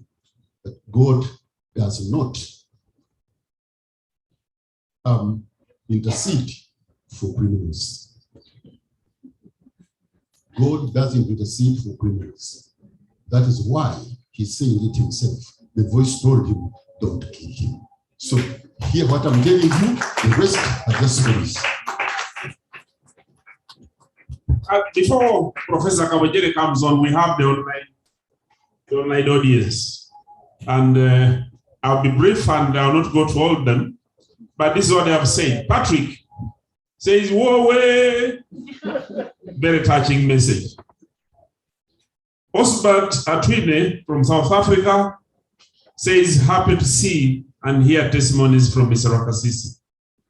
Winnie Nansamba says, very educative. Pario Demos Agamba says, if you were not for President Museveni to reconcile with all the guerrilla groups, then we would be having a lot of rebel groups fighting within this country. Thanks a lot and have a very good evening. Patrick says, true reconciliation is the way to go for the country. All community to move forward. Thanks a lot for this message. Oundo Oscar, I suggest that the Secretary General considers the clinic also up-country areas, because as of now, there are many youth up-country who do wish to attend, so as to be humble. So my humble request that through the district chairperson NRM to have this one place and have the clinics this side. And also, how can we cadres be incorporated in this? Finally, reconciliation. Let us reconcile with one another. Honorable Chris Wakasisi, thank you very much. Some of us as young people, we sang him. We used to sing, hey, mama, Wakasisi. After that song, they started singing. What was the song? No, the one in New Zealand.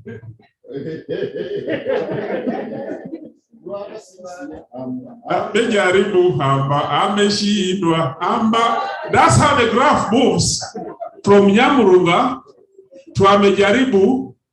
You are condemned to die, but now he's a free man. Professor, can you invite the Secretary General to come and... Oh, Dr. Tagodoy. Oh, please. Can you? Sorry about that.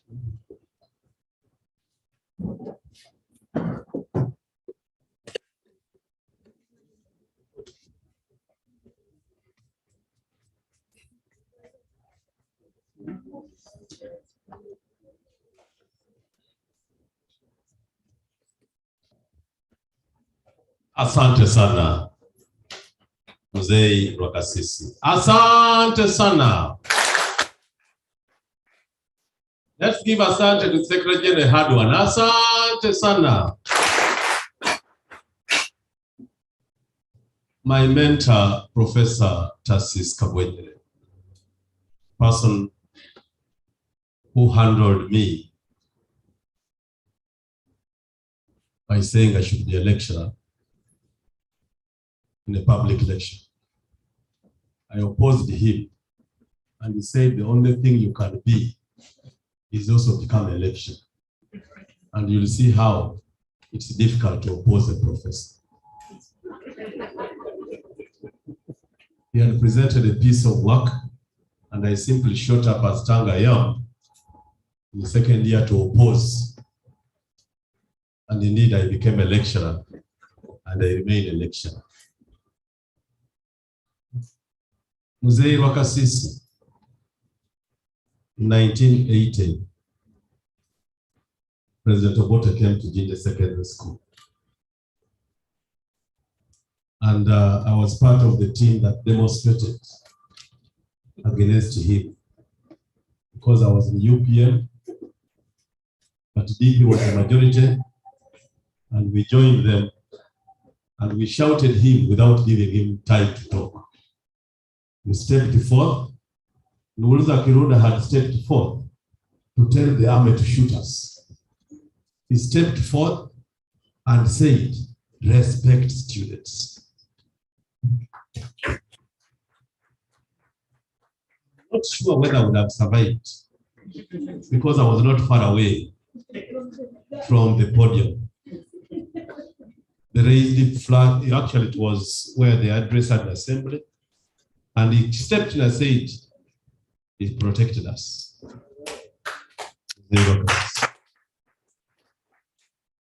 And Obote just said, anyway, you're a student, you're misled. I'm now going to Mwiri. And the convoy took off to Mwiri. You can imagine, we chased that convoy in our majority up to the town, shouting Obote should go. So when they say that there should be a heart of reconciliation, and you see the two together, we read their history. We had the Bushenyi Guru or the Ankole Gurus, how they were fighting in 1980. This country has gone a long way. My PhD thesis was on politics within Eastern conflict in Acholi land. And the centrality of my thesis was political ethnic stereotype and conflict. Here is the Right Honorable Secretary General, who comes from a family that stood with NRM amidst a lot of challenges, where the current Speaker of Parliament would cite and start singing songs that the Awanyis, these people should be killed. They're the ones who have brought danger of NRM killing Acholis. This Secretary General here and his elder brother would not visit a funeral and people would not sing and mourn that they brought NRM in Acholi and they have killed people. And even the Right Honorable Speaker, my good friend, would actually sing that same tune. I got all that in my PhD work. Ethnic stereotype, stereotyping one person, a community because of the behavior of one person can lead to pogrom, bigotry, a whole ethnic cleansing. You would hear statements, NRM Museveni is killing Acholi. Then Acholi hates Museveni and NRM. When you have interview with people, they will cry and cry. But to see Acholi voting NRM, massive. It's not because of anything. It's because of President Museveni, his leadership and reconciliation.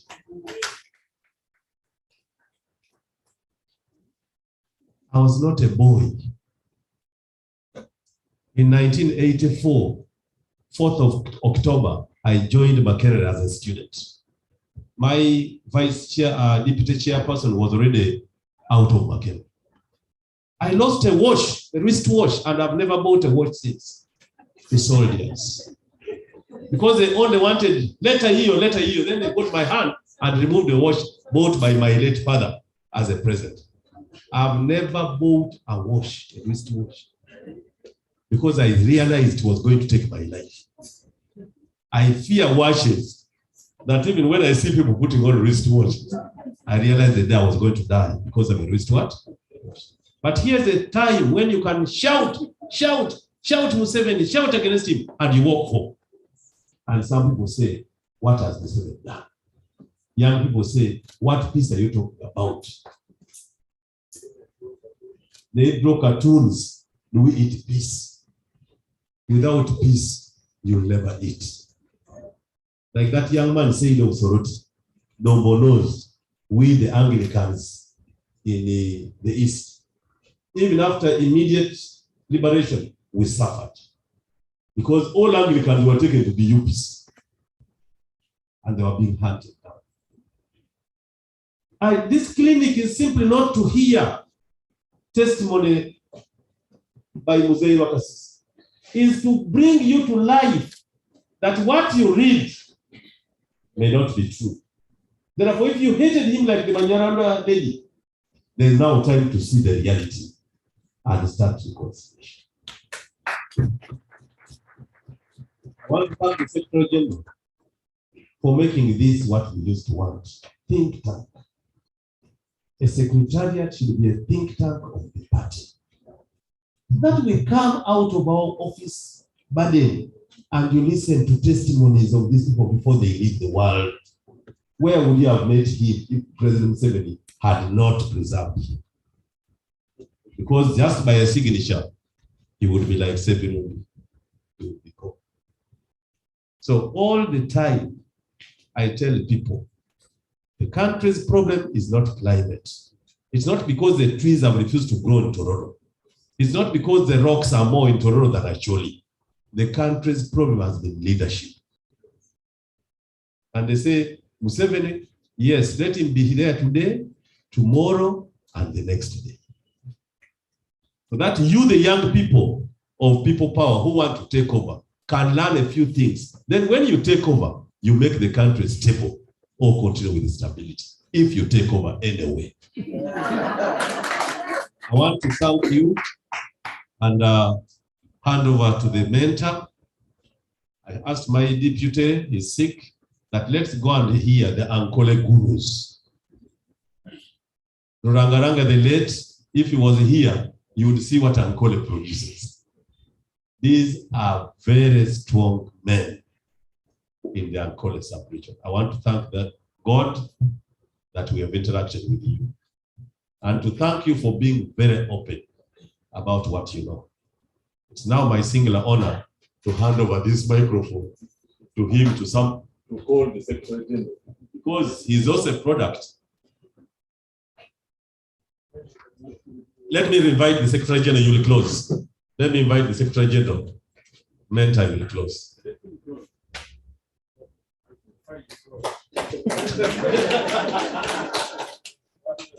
Yeah.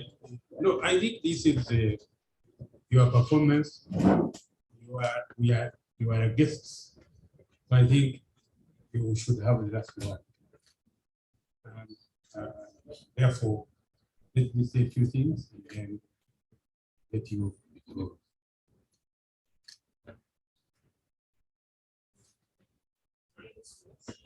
We would be losing the purpose of this gathering, of the aim of this meeting, if we were left with anger. Reconciliation, as he said, does not mean that you forget what happened, but that you contextualize what happened in the light of what you want for tomorrow. That's why I didn't expect, and I don't expect in the reconciliation analysis that you would put a panga at his neck and say, what did you do? What didn't you do? What didn't you do? Because that is yesterday. And if you are talking about reconciliation, you want to do yesterday, you study yesterday in order to enable you to do a better tomorrow. You don't revive the memories, the anger of yesterday when you are reconciling. But above all, the president reconciled with him. And the president is the chief reconciler.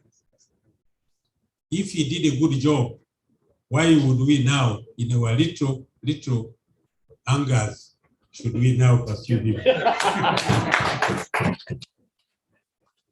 The bigger problem, the bigger, where you would have had the big thing, you would have hanged him. He had the power to sign his hanging. The fact that we have now been told that God brought a message to him, then who are you now to be angry anymore? Who are you to be angry anymore? We have transcended yesterday, and we are now in a tomorrow, which should be a tomorrow that is based on reconciled behavior.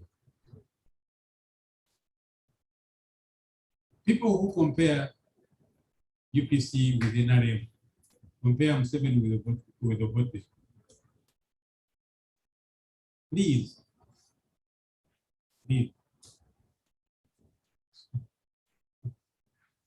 You know, there are very few people who get opportunities and use them to fruition.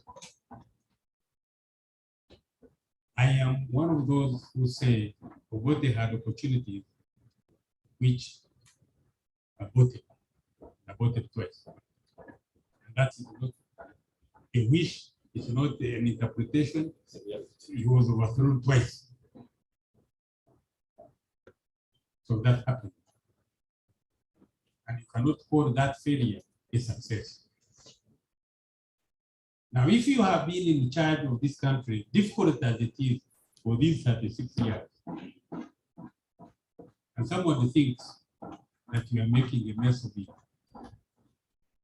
try and lie on your bed tonight, and those listening, and those who are here, and those who are elsewhere, and who may hear my voice, try and handle Uganda in your dream, in your night tonight, and see how you do it, and be able to sustain a period of 36 years, 36 hours, and see how you perform. That's why we talk of miracles. That's why we talk of gifts. Some people are gifted by God, and they survive by doing certain things which help society. We remember Galileo. Didn't he have other people there who are living? Why do we remember Galileo?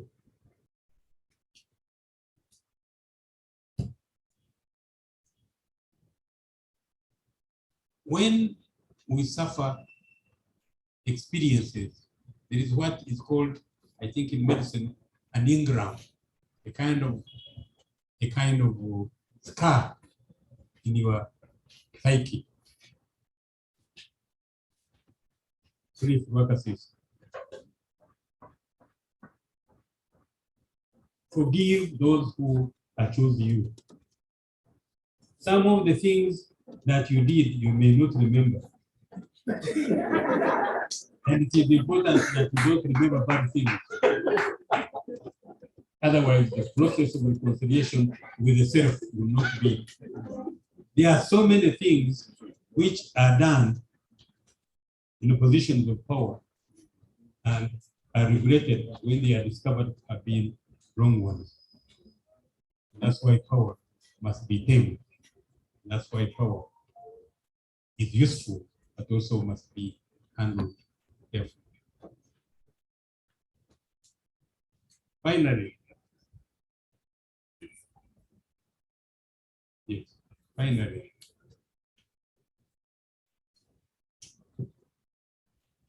who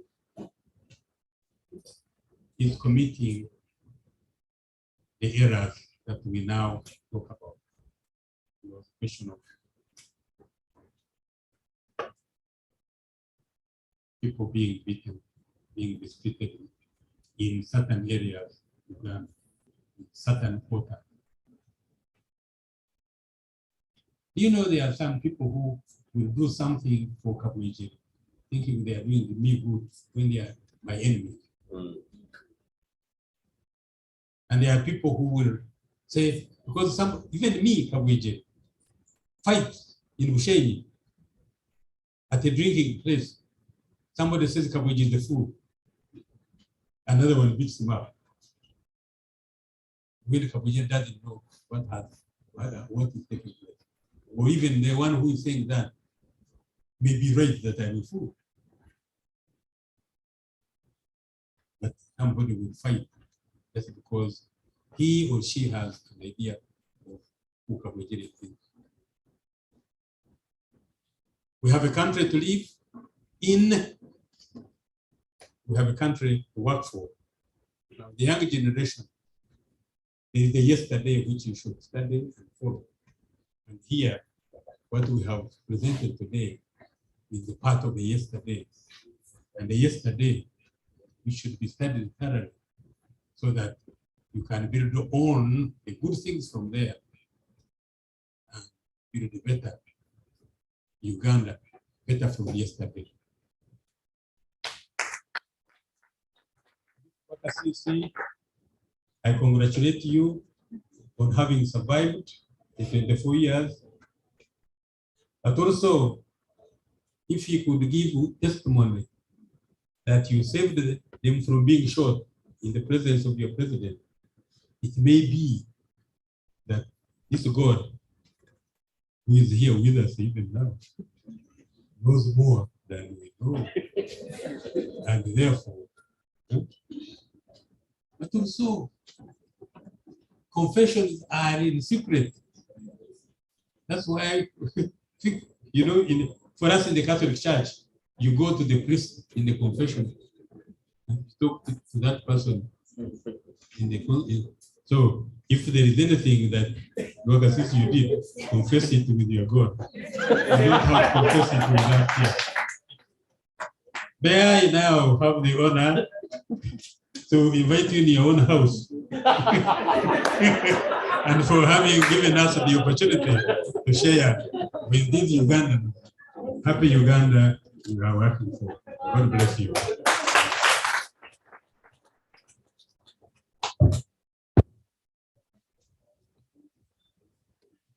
Wow, can we give another round of applause to the presenter, the chair, and all of you for asking the questions that you asked. When I invited Mose Rakasisi, I did not know how close he was with Professor Tarsis Kabenjeri. And I just wanted an elder to be around to receive another elder at the party secretariat. Little did I know that the two had some bit of history. And I'm grateful that you really honored my invitation and here you are. Dear young people of Uganda, these encyclopedias before you, I call them encyclopedias because they have quite a lot about Uganda. They know quite a lot.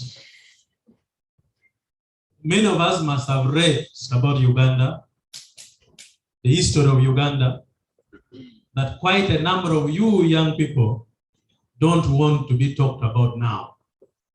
Your thinkings are very diverted into our day-to-day issues. But a community without a history, a people without a history, a leader who does not understand his history might not be that good leader. And so when we bring these elders before you, we bring them because of the knowledge they have, the lives they have lived, and the period they have lived among us. Mzee Rwakasisi spent 24 years in Luzira prison. How many of you are 24 years here in this audience? Or you're in your 20s? Imagine the whole of your lifetime he was in prison. And now he's 80 years old and even looks a bit stronger than you. It's something you need to learn from. Next time we might invite him on how we should live our lives and live longer. Because we are dying very early, because we rush to live. We don't grow, we want to live rapidly. So we thank you.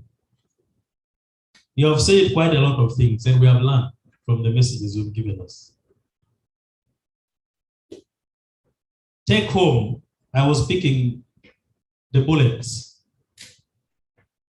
National reconciliation presupposes realignment of different sectors of society. This book, which is a compilation from Makerere University Refugee Law Project, Faculty of Law, School of Law rather, it's about the compendium of conflicts in Uganda. There is no tribe in this country and there is no region in this country that has not had one another or has not conflicted with another according to their compilation.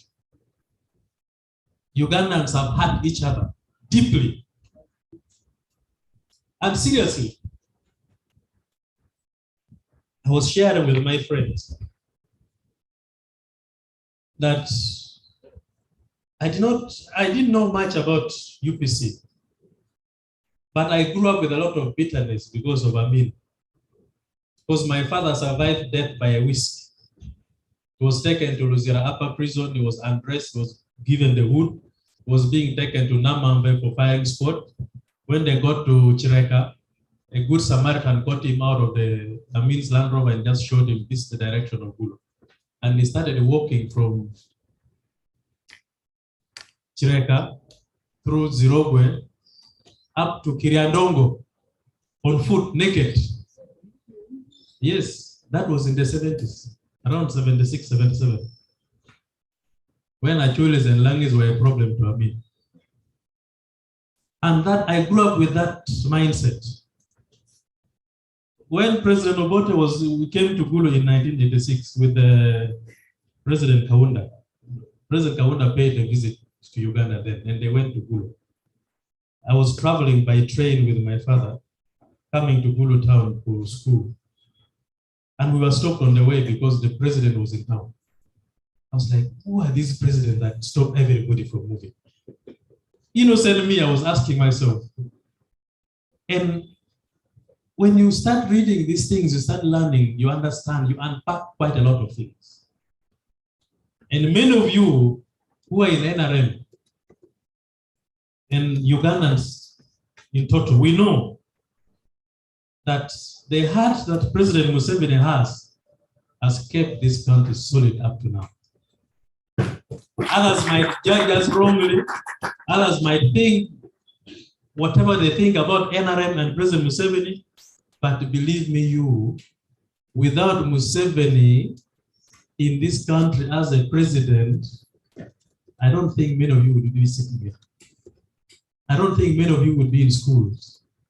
I don't think many of you would be doing the things you're doing now in Uganda with peace. You insult him, he tells you, "Wachana nao." They will overgrow that stage. They abuse him, say, "Leave them." They will overgrow that stage. They draw his cartoons. He didn't tell you during that time. I don't know whether a president's cartoon could be drawn in newspapers. You draw a president's cartoon in a newspaper. You could not. But we have an elder in President Museveni who is calm and looking at everybody and understands the excitement others have. And he keeps saying, "Leave them, they will overgrow that stage." Even we at the party level, we feel when they abuse us. I remember when the members of parliament from Kenya under ODM came out on a press conference and was abusing NRM. I also got up and wrote a very serious letter, about 8 pages. And then later on, someone said, "No, the president would have advised you not to even tamper with them. Let them." That is the statesman we need, with the characteristics of the differences of Uganda. Others are rich, others are poor, others are this, others are that, Muslims, Christians, pagans, witch doctors, what? You know our composition. But the president says they will overgrow that stage. Leave them, let them learn. And he's very patient. Very. Even to us leaders of the party and leaders of government. He allows you to make your mistakes until you learn from your own mistake. And a society that is growing, because you see, we rush to spoil good discussions. When our members from our friends from opposition are discussing Uganda, then they start comparing Uganda like America, Uganda like Europe, Uganda like what? America has been a democracy for 300 years.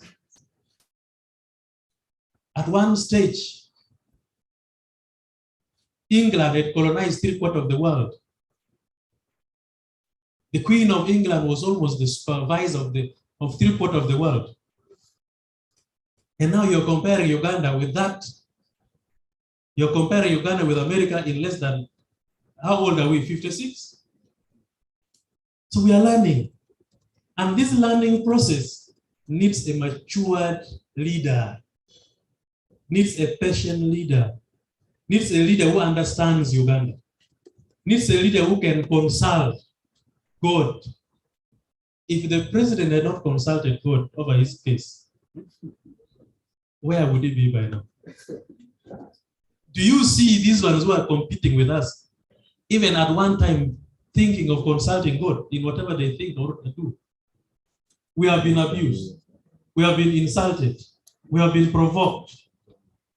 We have been accused. But our president says, forgive them. They will learn. Forgive them. That is the message, reconciliation. The strength of NRM is in reconciliation. Because those who are against us even know that even if they abuse us, even if they hate us, at least there is a window for reconciliation with us. They have failed to reconcile with themselves, but they run to reconcile with NRM. Are you aware? There are many. Quite a number of those opposition leaders are running to reconcile with NRM quietly. We know them because they believe NRM does not hold grudge against anybody. Just because you are against us, you have competed against us, you have abused our president. No, we don't do that. Forgiveness is not for the faint-hearted. You must be a strong person to forgive. You must be a strong person to forgive. If you are a weak person, you can't easily forgive. But the law of Moses says, an eye for an eye will make the world blind. You don't know that in the Bible? Tit for tat, an eye for an eye. That cannot work because it will make the world blind. We have a saying in my language that when they throw mud at you, you don't remove it when it is still wet. You wait for it to dry, then you remove. Because when you remove and it's still wet, you end up smearing yourself with it. So you wait until it is dry and you remove the pieces and throw away. Our elders told us that many young people have been made to become tools for hate. We are recruited in camps of hatred. I have a problem with somebody, I recruit young people to come and help me hate that person. I recruit young people to come and help me to amplify my hatred against somebody. Innocent young people are being recruited to suicide, and you end up doing things that you don't even understand. Don't carry hate. Don't inherit hate. Don't inherit hate. Let it go. Release from your heart.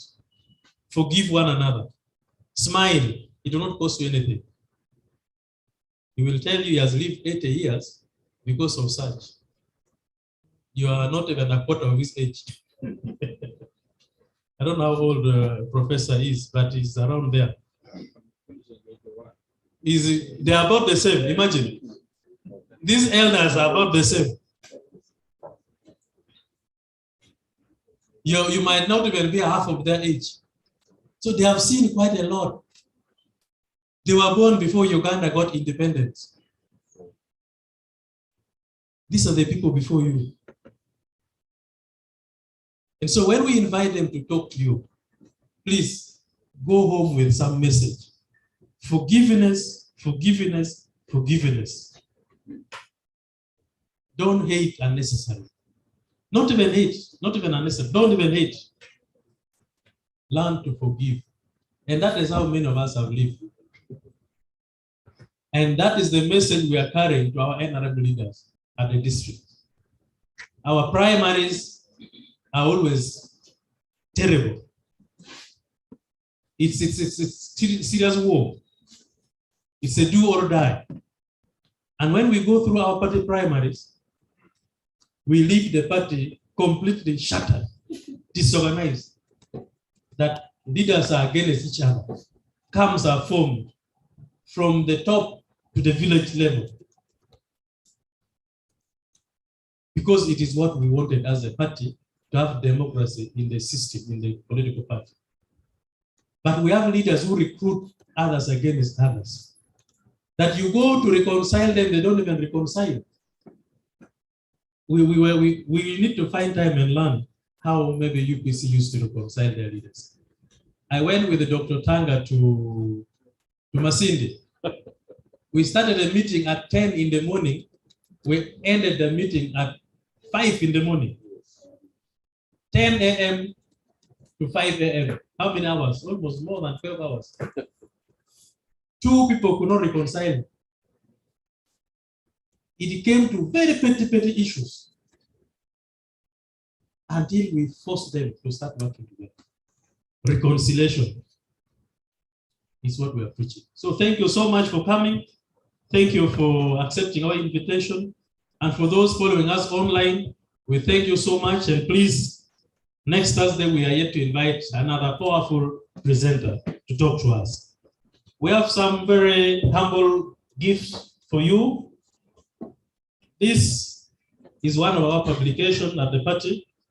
It is called The Legacy. It talks a lot about Uganda, the party, and where we have reached. We request that you take it as a souvenir.